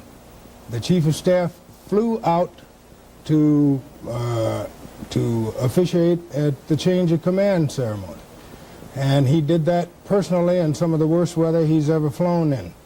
And he also allowed me to name my successor, General Jim Hill, one of the things that he hadn't done on many occasions. And in his farewell message on me, he said that someone took it upon themselves to try to make Chappie James controversial and a sort of a rebel. He said, well, Chappie James has been controversial all his life, so what the heck's new? But he has always been a man that would say it like it was, and he said words to the fact that that's why I hired him, because I knew that he'd tell me the way it was, rather than telling me what he thought I wanted to hear. What I wrote in that letter, I had said to the Chief many times over the months, the past few months, and he knew. You do have some very strong feelings, of course, about the elimination of ADCOM. It wasn't the elimination of the command, it was a reorganization. But there is no plan to eliminate the air defenses of the United States of America. And that's another misstatement by people. It has been a reorganization that would put them under different commands and put different resources under different commands and consolidate headquarters. We have to do this because of the budget restrictions that have been placed upon us. So the Chief is faced with a very difficult job of trying to preserve the ability to affect the security of this country and still try to do it with as few people and resources as he possibly can. And that's what he was doing in this case. The only shame in this, though, really, that bothers me is that a major commander cannot write a letter to his chief of staff without it ending up in the hands of a newsman almost before the chief of staff gets it, and then to the media. That I would say, shame on you for continuing to preserve what has become proven as an untruth in the first place. And it continues to be repeated. It's like the story of the unfaithful housewife to me, that after somebody has spread the rumor that she has been untrue to her husband, if she proves beyond a shadow of a doubt that it wasn't true, the gossips in the street will continue to want to tell the other story because it makes more interesting hearing. And so they continue to slander her name. The chief, it is most unfair to him, because from the time I became ill, and unfortunately my wife became ill about the same time. Yes, I know that. Nothing has been heaped upon him but suspicion that he was trying to railroad me, as one paper said, out of the Air Force. Nothing could be farther than the truth. Nobody has been fairer than David Jones, and he's one of the finest chiefs of the Air Force that we've ever had. He gave me the job. I asked to go home early because I was no longer physically capable of carrying out the awesome responsibilities of that job.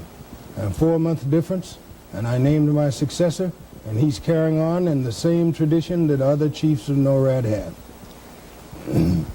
General, you're a warrior. In 1967, you visited President Johnson and asked him not to halt the bombing of North Vietnam, the bombing raids of North Vietnam.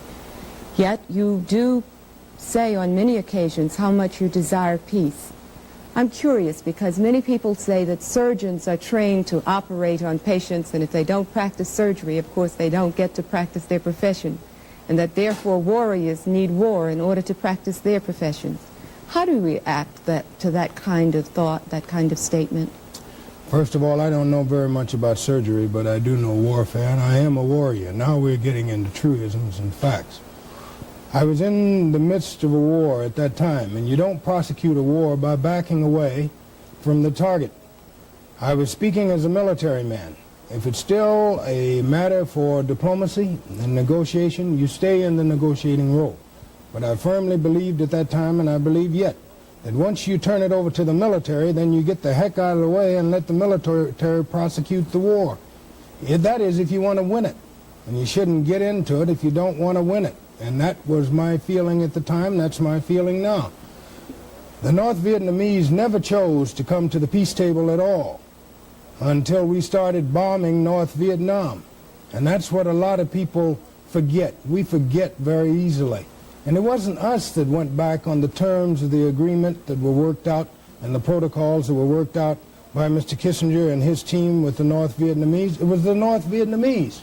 And part of the protocols were that they would not try to attack South Vietnam. They overran the country with a complete disregard for their promises. We kept our promise, and we finally moved out as we said we would. It was not us who broke our word.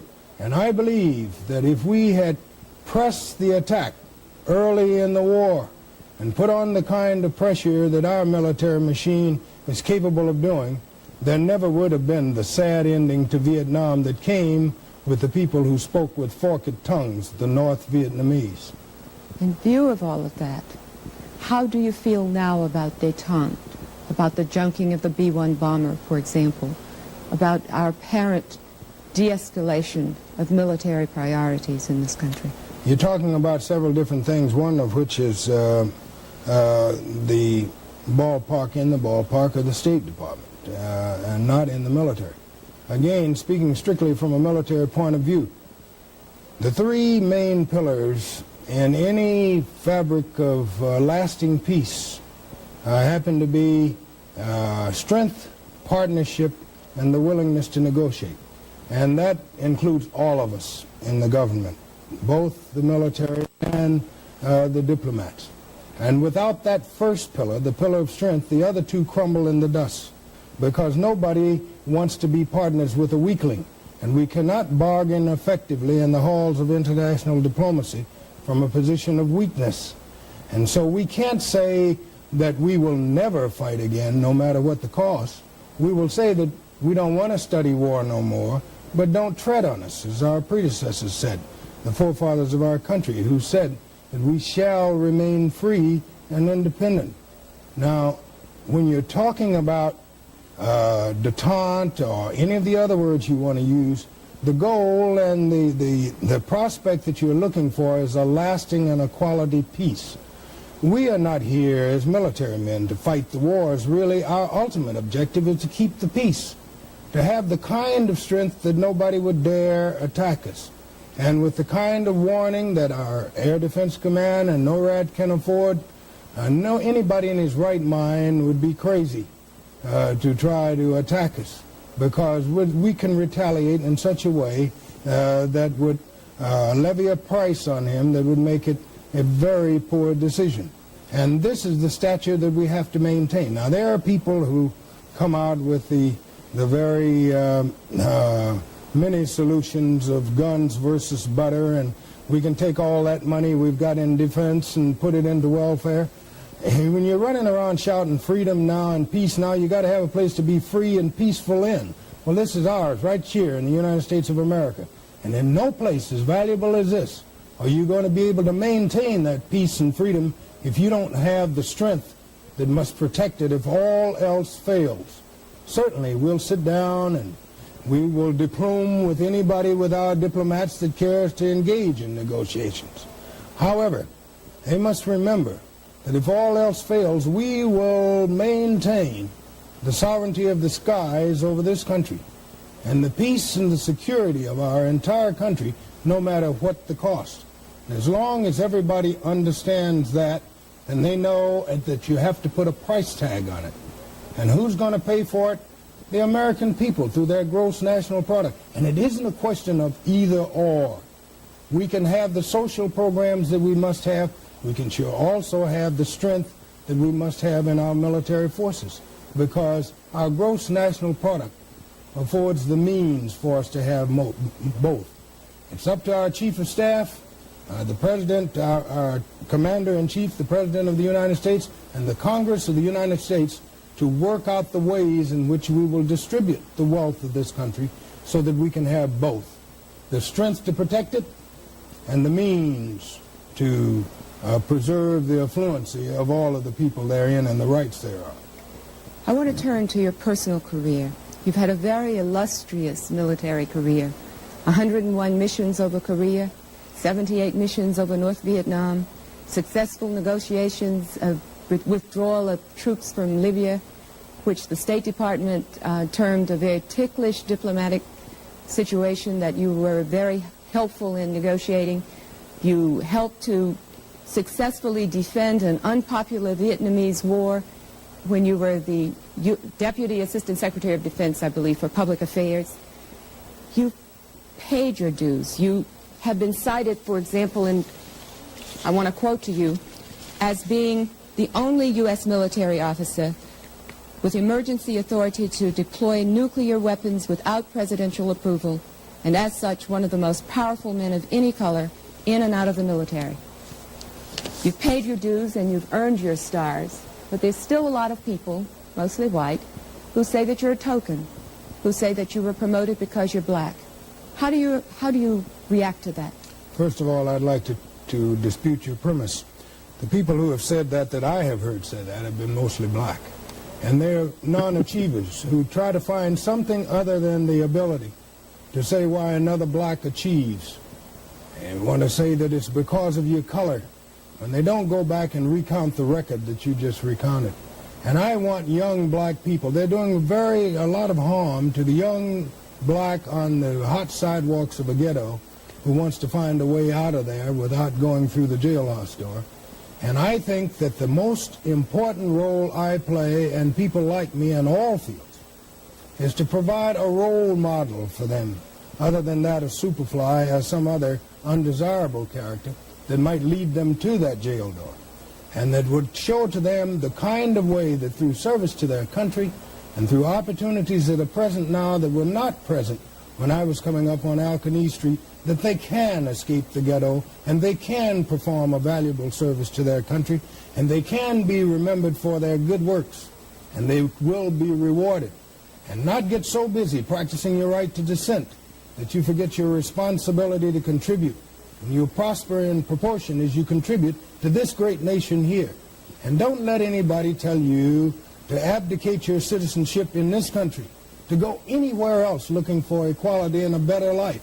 This is ours right here, just like it is anybody else's. And I deplore any black lad who says he's going to any foreign shore to try to find freedom and opportunity. It's right here in this country. And you can excel now. The doors are flinging open. But you can't stand there banging on those doors of opportunity, yelling, let me in, let me in, let me in, and all of a sudden somebody yanks the door open and you say, wait a minute, I got to go get my bags. I'm curious about something, Chappie. Yeah. A lot of people call you an Uncle Tom. One of the reasons, perhaps, is because you've made statements that have been controversial. When you spoke to the American Legion, you said, General James told the Legion he was against militant stands by blacks and that he felt every opportunity was open to Negro Americans. When you talked about Stokely Carmichael, you said Stokely is a big mouth who's making a profession out of being a Negro. This black power garbage is for the birds. You were the first black speaker to speak at the DAR Continental Congress, which was the same DAR that denied Marian Anderson the right to sing in 1939. Yet you are also the pilot who participated in sit-ins with the Tuskegee Airmen, integrating a white-only officers club in 1945. And those things don't seem to fit together. They look like an apparent conflict. Because many of them are misstatements and many of them are things that are taken out of context. I didn't say that Stokely was a big mouth and that he shouldn't make a profession of being a Negro. I said that no one should make a profession of being black. There were too many other things to do. And don't paint yourself into a black corner. Black power standing alone, I said, would turn to garbage. That you must have black ability. And what Jesse Jackson is preaching to young people in the schools today about the power of excellence, that came from my mother, and I can show you speeches that I made 15 years ago where I was preaching to young people about the power of excellence. And that's when I told them this business about don't get so busy practicing your right to dissent that you forget your responsibility to contribute. Those things have been quoted much less than the misquotes that you just read. What I said to all of those people was what I'm saying to you right now. If you say that black is beautiful, I would prefer to hear it black is beautiful also. If you say black is beautiful to imply that some other color is not, then I think that you are implying something that may be as racist as the time when other people said that black was ugly and tried to treat it as such. I'm trying to stamp out hatred throughout the world. And there has been, and most of the misquotes have come from black people, on my words, people who wanted to disbelieve, people who wanted to keep the angry revolution and the burning and the pillaging of our own neighborhoods going on. Of every riot that I ever saw during my time, the people who suffered most were black people. That's true. And I wanted to, by gosh, find another way to bring out our frustrations, to solve the inequality that was sparking these things. Of course the black people were provoked a lot of times to, this is the only way, man, and if I can't do something about it any other way, then I'll try. I just might as well destroy it. I can see the frustration involved in that. But I was trying to give them another way out. And this is when people get attacked, when you come up for anything else. That was back then. Now, when Jesse Jackson goes out around the schools and is saying the same thing to young people that I was saying then, and incidentally, Jesse heard me say it long before he started using it. We were together where we were both being honored in Chicago, where I made the very speech about the power of excellence. But I don't say this bitterly. I say this hurrah, because Jesse has more of a platform now and more of a favorable platform among young people. First of all, because he's closer to their age, and first of all, and second of all, because he hasn't been painted with the brush of racism or Uncle Tomism reverse, as you say that I have been called. I consider the source, the people who said that. 5 presidents of the United States that I have been associated with have never said that. Roy Wilkins has never said that. Whitney Young has never said that. Vernon Jordan, who will be here to my retirement on the 26th, has never said that. Ben Hooks has never said that. Martin Luther King, a personal friend of mine, has never said that. Coretta King has never said that. So I stand indicted by people who are non-performers themselves, and those kind of indictments I shrug off like I did an enemy's bullets. They don't make any difference. Tell us about the Tuskegee sit-in. The Tuskegee sit-in was a time when I was very young. And we, at that time, like some of the people who in their minds figured that the only way to solve the frustrations and the hatreds that were being directed toward them at that time in the ghetto, figured the only way to do it was to burn it down. We figured that the only way to stop the inequities that existed in the armed forces in that day were to stage a sit-down or sit-in of our own. We started with the most visible thing, the Officers Club. And it escalated up to a point where they found it necessary to put a sizable number of us into jail. Accused you of treason, didn't they? They said mutiny or something of that sort. And then the then defense counsel for the NAACP Thurgood Marshall, who is now a Supreme Court Justice, went with Bill Coleman, who is just the past Secretary of Transportation. Bill Coleman prepared the brief that finally resulted in getting us free, and with the help of Thurgood Marshall, defended our case, and we were all released. But at that time, we had said we cannot see any reason why we should go and fight the wars and be robbed of our human dignity here at home before and after we go. And we had said, as Truman had said at the time, the buck stops here. And as it turned out, it was Harry Truman, another Southerner, who had the guts to say, the buck really does stop here. And he said, there will be no more. And you know, he put out a special presidential order saying there will be no more segregated facilities in the armed forces. Well, heck, there was already a law that said that. So what he was telling the racists at that time, obey the law. Right. That's all he was saying, obey the law. And so people started reluctantly obeying the law. Reluctantly at first, because I say now that there is no institutionalized racism in the armed forces. And I've been taken to task by some people who are not in the armed forces and don't know what they're talking about, that there is. There absolutely is not. The armed forces are right now on a very positive campaign to try to attract the finest young people they possibly can of all colors. And they have a special minority recruiting program that is trying to attract young people into our highest institutions of learning, of which our Air Force Academy is the highest. I've just recommended a bright young black lady from my hometown down in Fort Walton Beach, Florida, near Pensacola. And we have right now where we used to have, you had to look real close to see a black one when they march on in the Army-Navy game. Now you look and it looks like a checkerboard because we have reached out and got these young people. Then the and brought charges, them in. The charges that minority recruitment is being downgraded is not true. That's not true? That's ridiculous. We will not go to a quota system because it would be just as bad to say we will have a quota of 20 blacks per unit. And this unit is going out doing its recruiting. And the 21st one happens to be a young Charlie Taylor that comes trotting up the best of physical condition. And you say, I can't recruit you, man, because I got my 20 blacks for this month. Bring me that skinny white boy.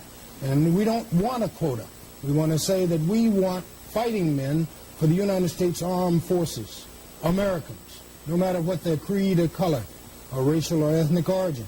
You come to us with a desire and the qualifications to enter, and we'll take you up until the time we have the full requirements for that particular service for that particular time. And I don't want to see quotas, but I want to see equality in going out attracting all kinds of young people, men and women, to come to the United States Armed Forces. You know, Chappie, I was a dependent of an Air Force captain in Misawa, Japan, and I met a lot of Air Force pilots, fighter pilots. They're a special breed of cat. That's for sure. What makes a man decide to be a fighter pilot?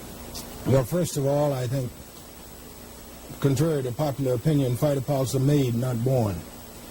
First of all, they get in the service and they become acquainted with young people who can do it by themselves. They can take the responsibility of steering a multi-million-dollar airplane to a target, and no matter what the defenses he finds there, to have enough faith in his cause and his country and his own ability that he will hurl himself at the target and he doesn't even think about turning back. And he has the kind of pride that grows only from having a firm belief in what he's fighting for, and a firm belief in citizenship and patriotism, and no kind of words or stones that can be hurled at him can change him. And that's what a fighter pilot is, and that's what very proudly I am. I understand that your mother, who taught you as a child, said that she didn't have much use for first Negroes and only Negroes. Well, she said accurately, there's two Negroes we can do without, that first one and that only one. She said the first one to do this and the only one to do that. She said, I'm looking forward to the day when so many black people will be doing so many things that are noteworthy that it will no longer be newsworthy. Well, in the military, we have fast approached and have just about reached that plateau that she was talking about. Although I'm still the only four-star black, and when I leave on the 26th, there might be a gap of time, but it's just a matter of time before some more blacks and some more women will be putting on stars. And that day will hasten as young people stop believing the myths of Chappie James being an Uncle Tom or somebody throwing him out because of something. And that's more super person, because I compete not only with black folks but with white folks or anybody else, and I win. What next, Chappie? I'm going out into the civilian sector to try to continue to serve my country in any way I can, because I still think I have a debt of gratitude to the people who prepared me to do this. My school, for instance, I'm going to head up the fundraising drive for Tuskegee Institute, their centennial drive that will end in 1986. And that will be, they started out, 1881, so it will be 1981 when the end of that drive comes off. And I think we've got about 42 million we're shooting for. And so they helped to prepare me. I'm going to help them to get well. General, we've run out of time. This has been a very special interview, and I'm very grateful for it. Martin Luther King said he was an admirer of yours because he judged men by their own principles and not his own. By your principles, Chappie, and by your own admission, you have earned it because you were damn good. Thank you, and thank you for joining us. See us next week on One-on-One. All right, y'all. That was the last interview Chappie James gave on January the 21st, 1978. And 5 days later, he retired from the United States Air Force after serving many, many years. And 35 days after that, he succumbed to a major heart attack on February 11th. I'm sorry, February the 25th, 1978. He was 58 years old. Now you see how great a man this is, okay? And you can see where I would have real issue with them taking his portrait away. Okay, I still have Jill Daggs with me. I still have Mr. Charles Thornton with me. Charles also is an Air Force man, and also I got with me is David Williams, running for re-election for the school board. But David, before we get to you, Jill and Charles, do y'all have any comments on this?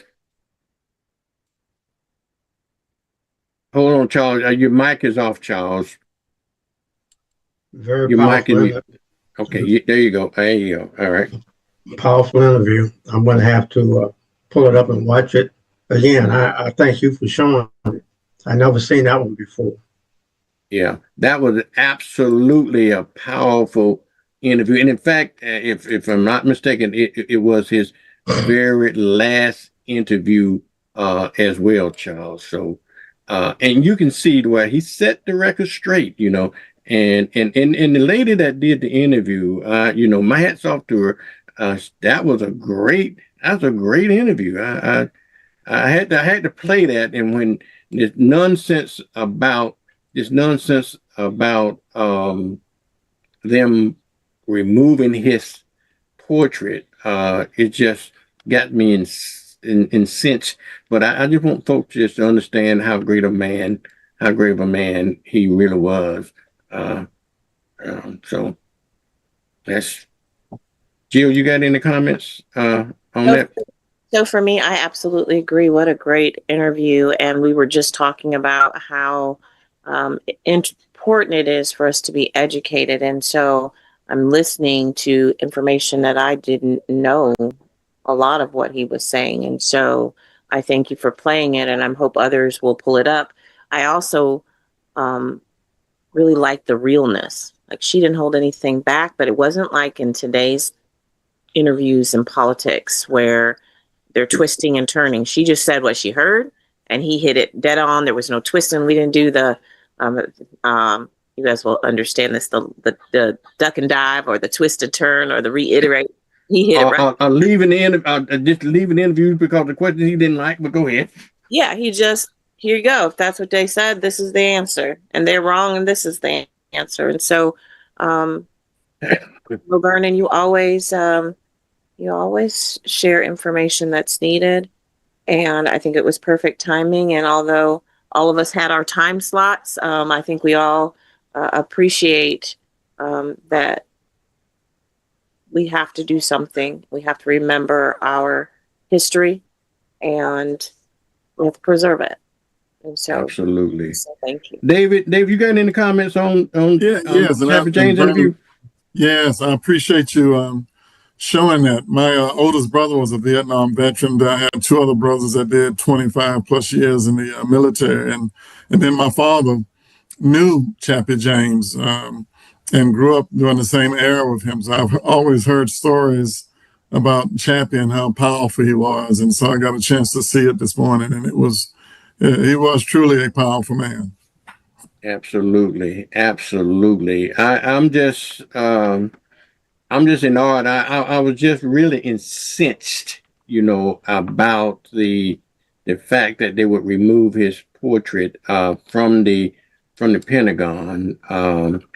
There was several reasons what they was given about that, and some say it was on the renovation, and then the other says that it was on a rotating basis.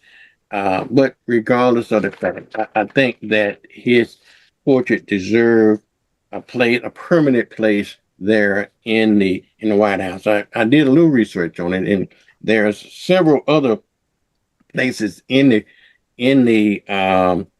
Pentagon building there that his portrait sits as well, but they are more in secluded places. And I believe this particular portrait used to sit in corridor.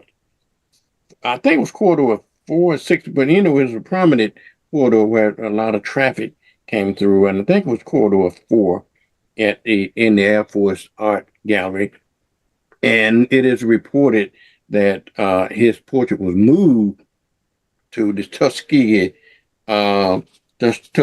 Airmen's Gallery corridor. So WER did a story on it last night, which got me kind of fired up, and they trying to confirm whether or not that it is the case. But at any rate, it is what it is. Anybody else getting comments on Chappie James? Gotcha. Okay. All right. Well, Jill, you can stick around if you like to. Thank you for sticking around. I appreciate you do that. Jill, have you met David Williams? David is school board number 3. I know you know. Do you know David? I do. I had the pleasure of meeting him when he ran the first time, and then we crossed paths. I'm in Pensacola. Many people think I am a Pensacolian. I'm there so much, but I'm really absolutely from Okaloosa. Well, I'm not from Okaloosa, but I represent Okaloosa. I was born in Washington State. So, but yes, I've had the pleasure of sitting next to, talking to, asking the difficult questions, holding him accountable, and he's always right there. And so we thank you for running again. And I do have to go to work, so I can't stay, but it is an honor to be here, and I wish you the best in your reelection. And to my dear friend Charles, always we're working for the same, most of it, which is to get people out to vote and educated first. And Vernon just pushed very strongly that it's the educational piece that I think we really, really need to push. You shouldn't just be checking a box to check it. You should check that box because you've done your homework, and that is the person that you feel will best represent your family first and then your community. So I'm going to sign off, but thank you, everybody, to my Okaloosa friends and Santa Rosa and Escambia. Please have a wonderful Juneteenth, a happy Father's Day, and make sure to take care of each other. All righty. Thank you, Jill. We appreciate Thank you, Jill. All right. All right. Charles, I want to go to you now. We know David is our guest this morning on the show. And Dave, you know, Charles is my co-host on Wednesday.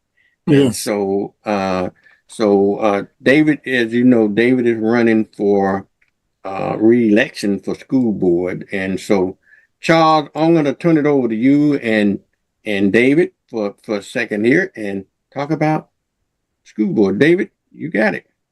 Hey, and thank you again for the opportunity, Vernon. Really appreciate this. And good morning, Charles. Good to see you as well. Just want to give you an update of where we're at. You know, we're working hard and getting out there, and we canvassing, knocking on doors, standing on street corners, and doing those things of trying to get reelected. And it's just trying to draw the comparison that between myself and my opponent, that, you know, I'm an educator, and this is what I'm doing. I've told people several times at the forums that I've participated in, this is my calling. I've dedicated over 40 years of my life to this, and District 3 is near and dear to my heart. Grew up in District 3, worship in District 3. The park named after my father's in District 3. And so I just love District 3, and we're going in the right direction. And I just want to share some really good news with all of you that school grades will be coming out real soon. And I've been working real hard with a lot of our schools and putting in initiatives that hopefully would help to boost those school grades. And I just want to tell you that some of my elementary schools, I'm just going to point them out. Global Elementary increased their score by 98 points. Lincoln Park, I'm really proud of Lincoln Park Elementary. They increased their school score by 140 points. Montclair's increased their school scores by 83 points. Oakcrest by 17. Wise by 3.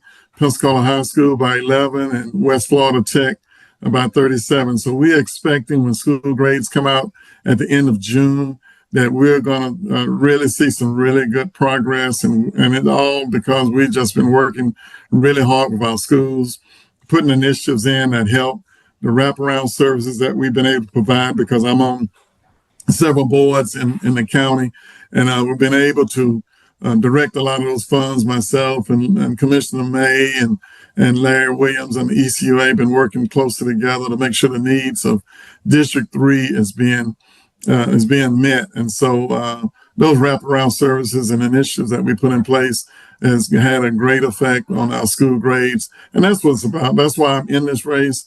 That's why I wanted to be on the school board, because it's about the kids, it's about the teachers, it's about the administrators, and it's about them, because we're protecting our county and our future of our county when we take care of all of our kids. And so that's just a quick synopsis of where I'm at. Still asking people to vote for David Williams, put me back in, re-elect me, because we've did well. We've did well, and we have a lot more to do. And I'm just asking the people to re-elect me, put me back in 4 more years, and see where we can go. Charles, you got any questions? Yeah, well, I just want to say, you know, I've always been fond of David. He's always, like he said before, one thing he said, he's an educator, and I don't no one want to say anything about anybody else running for the seat, but David is an educator. And I would say to everything there's a season, and everything there's a time. I believe that's biblical, but I think David is within his season, and a lot of times, whoever you believe in, what they put in front of you most of the time during challenges time is what you need at that particular time. And I've been affiliated with the school board on one of the committees over there. And David has always put the student first. I think sometimes we get parents, constituents, and a lot of times we hear voices from individuals who don't even have children in school, and because of what they want. And I think when you're close to the source, your decision has to be based not just on what the parents want and what the parents want to see, but you got to look at the needs of the end users, which are the students. And you got to look at the behavior, the educational, the academics, and all of these things. And I say to the parents out there, get involved and look at the end users. The school system is not about what we want as parents. I don't have any. I want what's best for the students, and David is there, and he has. I supported David the last time, and I'm going to say it. It's a nonpartisan position, so I support him now. He's done things for me. I'm able to pick up the phone and call him, but I'm not special. I went to, and I'm going to get off of it. I went over to the place on Texas Drive, and I got my grades from when I was in Brown Barge, like elementary school, and they was average then, and then I looked at some of my college grade, and they're average now. So I just think that without that particular education, I would have failed through the crack. Without that elementary education, that middle school education, I would have failed through the crack because I was just a couple lessons short. I wasn't the smartest person, but because of that environment, I was able to sustain myself. And I give all the credit to that particular background. You don't have to be smart. You just got to steady hard and surround yourself with good folks. Parents, take care of your children. They don't have to be geniuses. They just need your encouragement. And I think David sees that.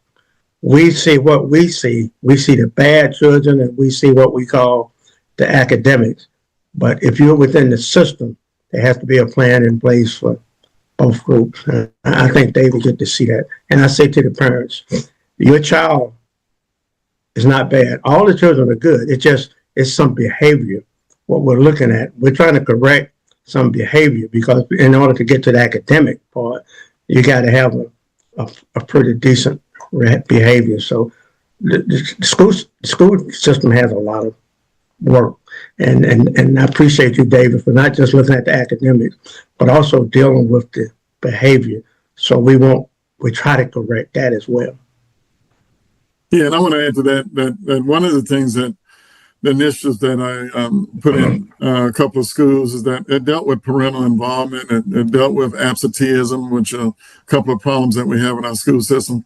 But one thing that we are trying to teach our kids now and at an early age is conflict resolution, and teaching kids how to deal with conflict and to deal with it not such in an emotional way, what leads to discipline problems, and also to understand the different cultures that are in our school system and where kids are coming from. That's why we got to have the wraparound services, because I know of many kids, and I get calls from parents of kids who are not, and I hate using the word homeless, but unhomed, that do not have a home. And just for them to come to school is monumental because of what they had to deal with the night before, the day before. And we have a lot of those kids in District 3 because 38% of our students in District 3 are living in poverty. And so if we think we can educate these kids without taking care of their basic needs of mental health, food, clothing, and shelter, then we're missing it. And I think that's why our school grades are coming up. That's why our students are performing better, because we are now addressing all of those issues and those wraparound services. And I've been able to direct a lot of those funds to District 3, those out of school time programs through the Children Trust Fund.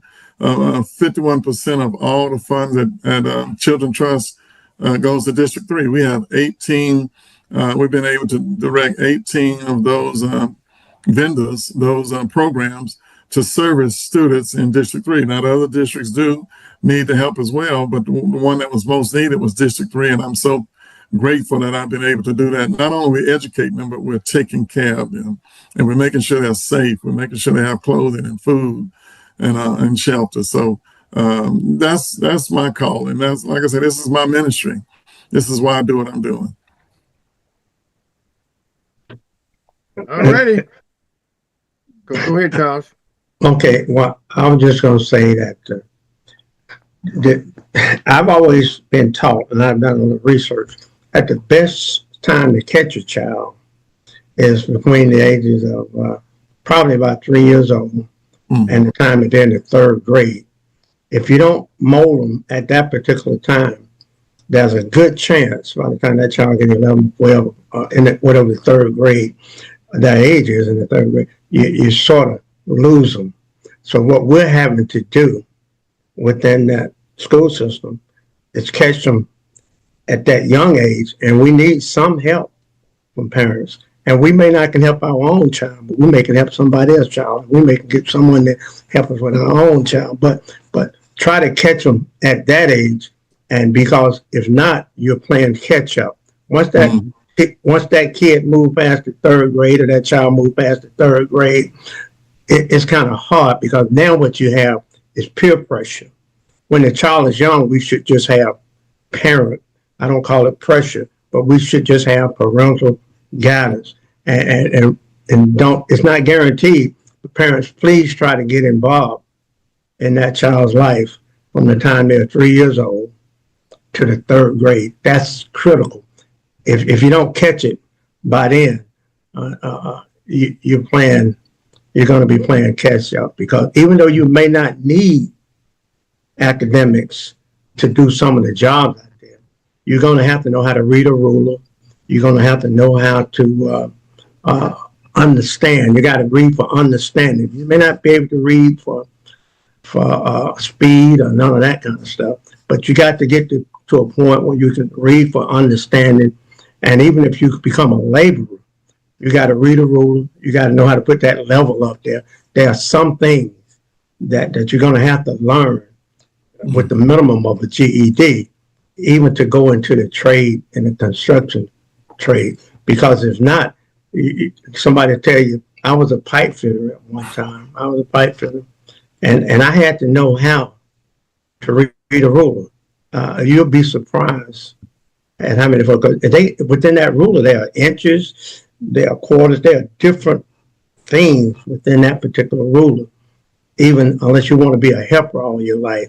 And sometimes a helper becomes a burdensome, because if you get a helper, you might as well do the job yourself. But you want that helper with the ability to use certain things. So school is important. Yeah. And I'd like to say this, add this too, Charles, on that, is that in the Escambia County school system, we have 69 career academies. And 69 career academies, and we're looking to add more, because it's forever changing. And so it's now not all academics where every kid is going to college. Our goal is that our students are college and career ready when they leave us. And so we have a great partnership with several of the entities in the state of Florida, construction and cybersecurity, and we're preparing our kids for jobs where they can be successful. And that's one thing I think I did well when I was an administrator, that I prepared kids for their future. That when I was principal, we led this area in scholarships. At one time, we were ranked the number 11 school in the state. We've been ranked as high as number 34 in the nation when I was principal at Pensacola High School. And so we are just preparing kids for their future. And for us to have more of the career academies inserted in places, and we're servicing those kids in the interest that they want. We're trying to provide that. And even the military, we have ROTC at all of our schools. We encourage our kids to go into armed forces when we try to prepare them for their careers. And then those that want to go on to college, we do that as well. I just want to say this, out of 34,000 students that we have in Escambia County, about 10,000 of those are enrolled in the International Baccalaureate Program, the AP program, a dual enrollment, or honors program. So we're about a third of our kids in the Escambia County school system, all the way from elementary to high school, is enrolled in some type of high level program. And the other ones, we're serving them as well because we're offering them career academies if that's what they're interested in. So we're trying to take care of the whole child. And when we take care of the children, we're taking care of our community. I want to say one thing about Pensacola High, Vernon. If you look at Pensacola High School, and when David was principal, and even maybe now, I'm not sure, but it's amazing because you have a baccalaureate program over there, but at the same time, you have students coming over there from the areas such as Mars Court, Addis Court, and places on the east side. It's almost like a two-tier school. Mm-hmm. So you got to be able to compartmentalize and reach each student. That's what's so unique about Pensacola High. You got to be able to reach each student where they are. You got to make sure that the academics students don't fall behind and are able to reach their potential. And then you got to make sure you're able to reach those other students. And when you look at it, I call it all success. People always ask me, how do you define success? I say, it can't be defined in monetary value. It cannot be defined in academics. It cannot be defined. If a student is not making good grades and say they move up to a C student, to that C student, that student is successful. So we have to applaud, we have to meet the students where they are. And if we meet them where they are, and we don't point to the baccalaureate students to have the other students do it. And that's the type of system that I don't know how they do it, but that's the kind of system that I've been able to. That's the challenge that Pensacola High School. Can you tell me how you do that, Dave? We make it work because we cater to the needs of the very affluent and the very needy and everyone in between. And that's being in the school system, you learn how to do that. And I just want to say this, that my dissertation, my doctoral dissertation was on African-American 10th grade males' perception of education. And I want to further understand what African-American, because I was one of the subgroups that struggled, and it continues to struggle sometimes in our school system. And I wanted to get a better understanding of what motivated them, how did they see education? And so in my findings, I was able to find out that everyone has an ecological system. And in that ecological system, there are like 5 components, and I won't get into that, but everything influences how you feel about education. Each stage of your life influences you or how you see education. And a lot of times in our Black community, in our Black household, we want better. We want our students, and we all talked about going to school and having better, but then we've got to formulate a plan, and then we have to put things in place that always points toward education being important. But when you have factors such as what am I going to eat tonight, where am I going to stay, the neighborhood I stay in, all of those are influences. You know, I'm a prime example of that. I'm the only one out of 6 boys. All my brothers are very successful men, but I'm the only one that went to college. And the reason I went to college is because I went on a basketball scholarship to the greatest HBCU in the world, Southern University in Baton Rouge, Louisiana. But I was 1 out of 6 to go to college. And my parents didn't go to college. And so my perception of education, I just take myself as an example. I thought I was going to the military workforce. I thought that was my plight because that's what I saw my brothers do. And there's nothing wrong with it because they were very successful men in their own rights. But education has to be the key. It has to be a component in all of our facets and throughout growing up. It's got to be an influence. And so I appreciate you saying that. And I think we have a lot more work to do, and I'm the man to do it. And I've done it. I can tell you what I've done. I'll tell you what I'm doing, and I can tell you where we're going. And I have a vision for District 3, and we're moving in the right direction. We're making a difference in the lives of students in our community. And as said, the first and foremost of my campaign will always be what's best for the students. And I believe I'm the best man for that job for District 3.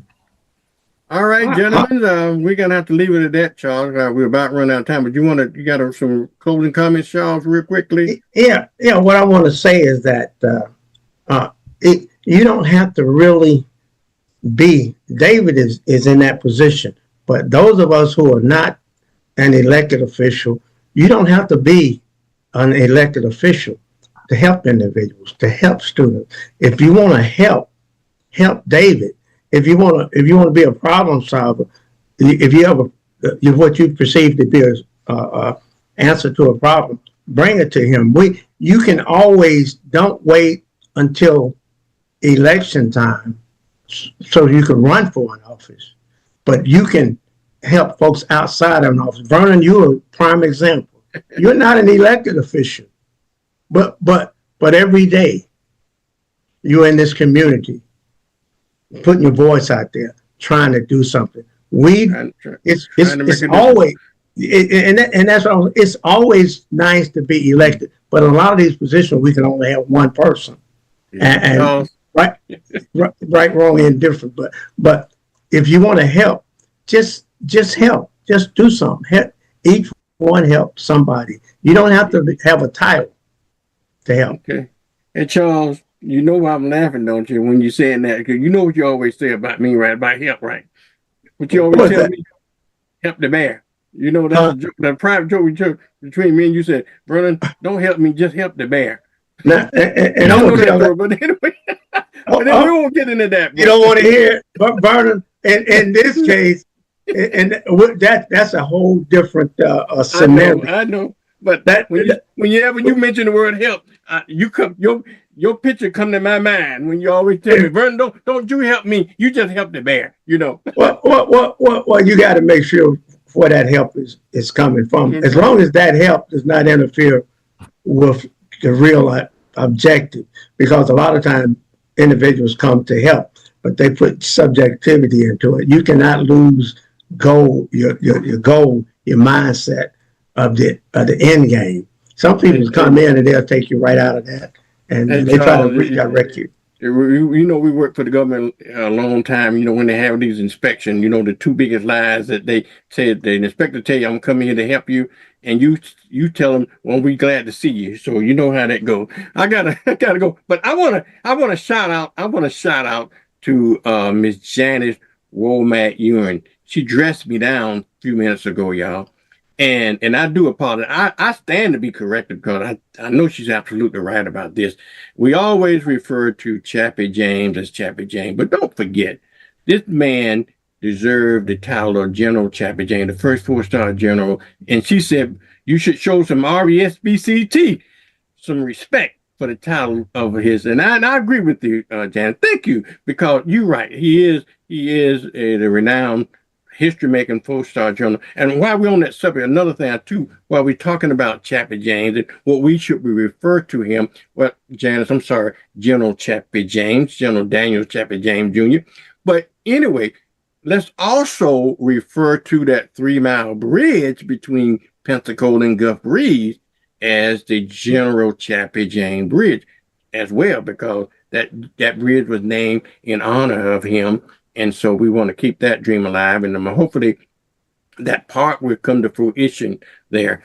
Gentlemen, I have ran out of time and ran over time, really. So I want to thank you both for coming on. And folks, I want to thank you for listening. Y'all have any other real 2-second parting comments before? Well, I got one comment. You always have one. You kind of remind me of this lady that was an alderman in Chicago. Her name was Dorothy Tillman. Dorothy Tillman, yes. And we was riding around looking at Pensacola in a van, working on some projects. And I say, can I call you Dorothy? And Omar Neal was calling her Dorothy, and everybody was calling her Dorothy. You know what she told me? She told me, said, no, you call me Alderman Tillman. She wouldn't let me call her Dorothy. I had to call her Alderman Tillman. So you know, Charles. Since we own that subject, okay. But I do think that respect is due where respect is earned, okay. And just like now, I know David, he got a Torah, but he never insists on being called doctor. But I do think that people that take the time and the effort to earn that title, the least you should do is honor that title, because it's something that people work hard in their lives, you know. And I understand that. I do really understand that point of view. So give just as Jan would say, show some respect. RESPCT. Listen, learn a lesson from Aretha, y'all. Just give people the respect that they're due. Okay. I still call her Dorothy. Hey, and Vernon. Yeah, David. Hey, Vernon, I'd just like to say, I just invite people to visit my website, davidwilliams3.com, davidwilliams3.com, and you can learn all about my platform and everything I'm doing in this election. Re-elect David Williams, District 3. Visit my website, davidwilliams3.com. Thank you. All right. I thank both of you gentlemen for coming on. Charles is my host every Wednesday, y'all. So we have some spiritual things to talk about every Wednesday, but not only that, but every day. Y'all tell folks about this show and how to get this show. You just go to your website or go to your app on your phone. You can get it anywhere, television sets, Roku, all these places you can get it. So just tell folks about it. I got to get out of here, folks. I love you. I'll see you tomorrow and on another edition of Morning with Vernon. Get your coffee cup, get your coffee, and join me at 6:30 every morning, Monday through Friday. Thank y'all. It's Wednesday. Hump Day. Have a wonderful Wednesday with Morning with Vernon. It's time for Mornings with Vernon. Yeah. Yeah. Get up now. Come on now. Get up. For Mornings with Vernon. Get up now. Let's go. Get up now.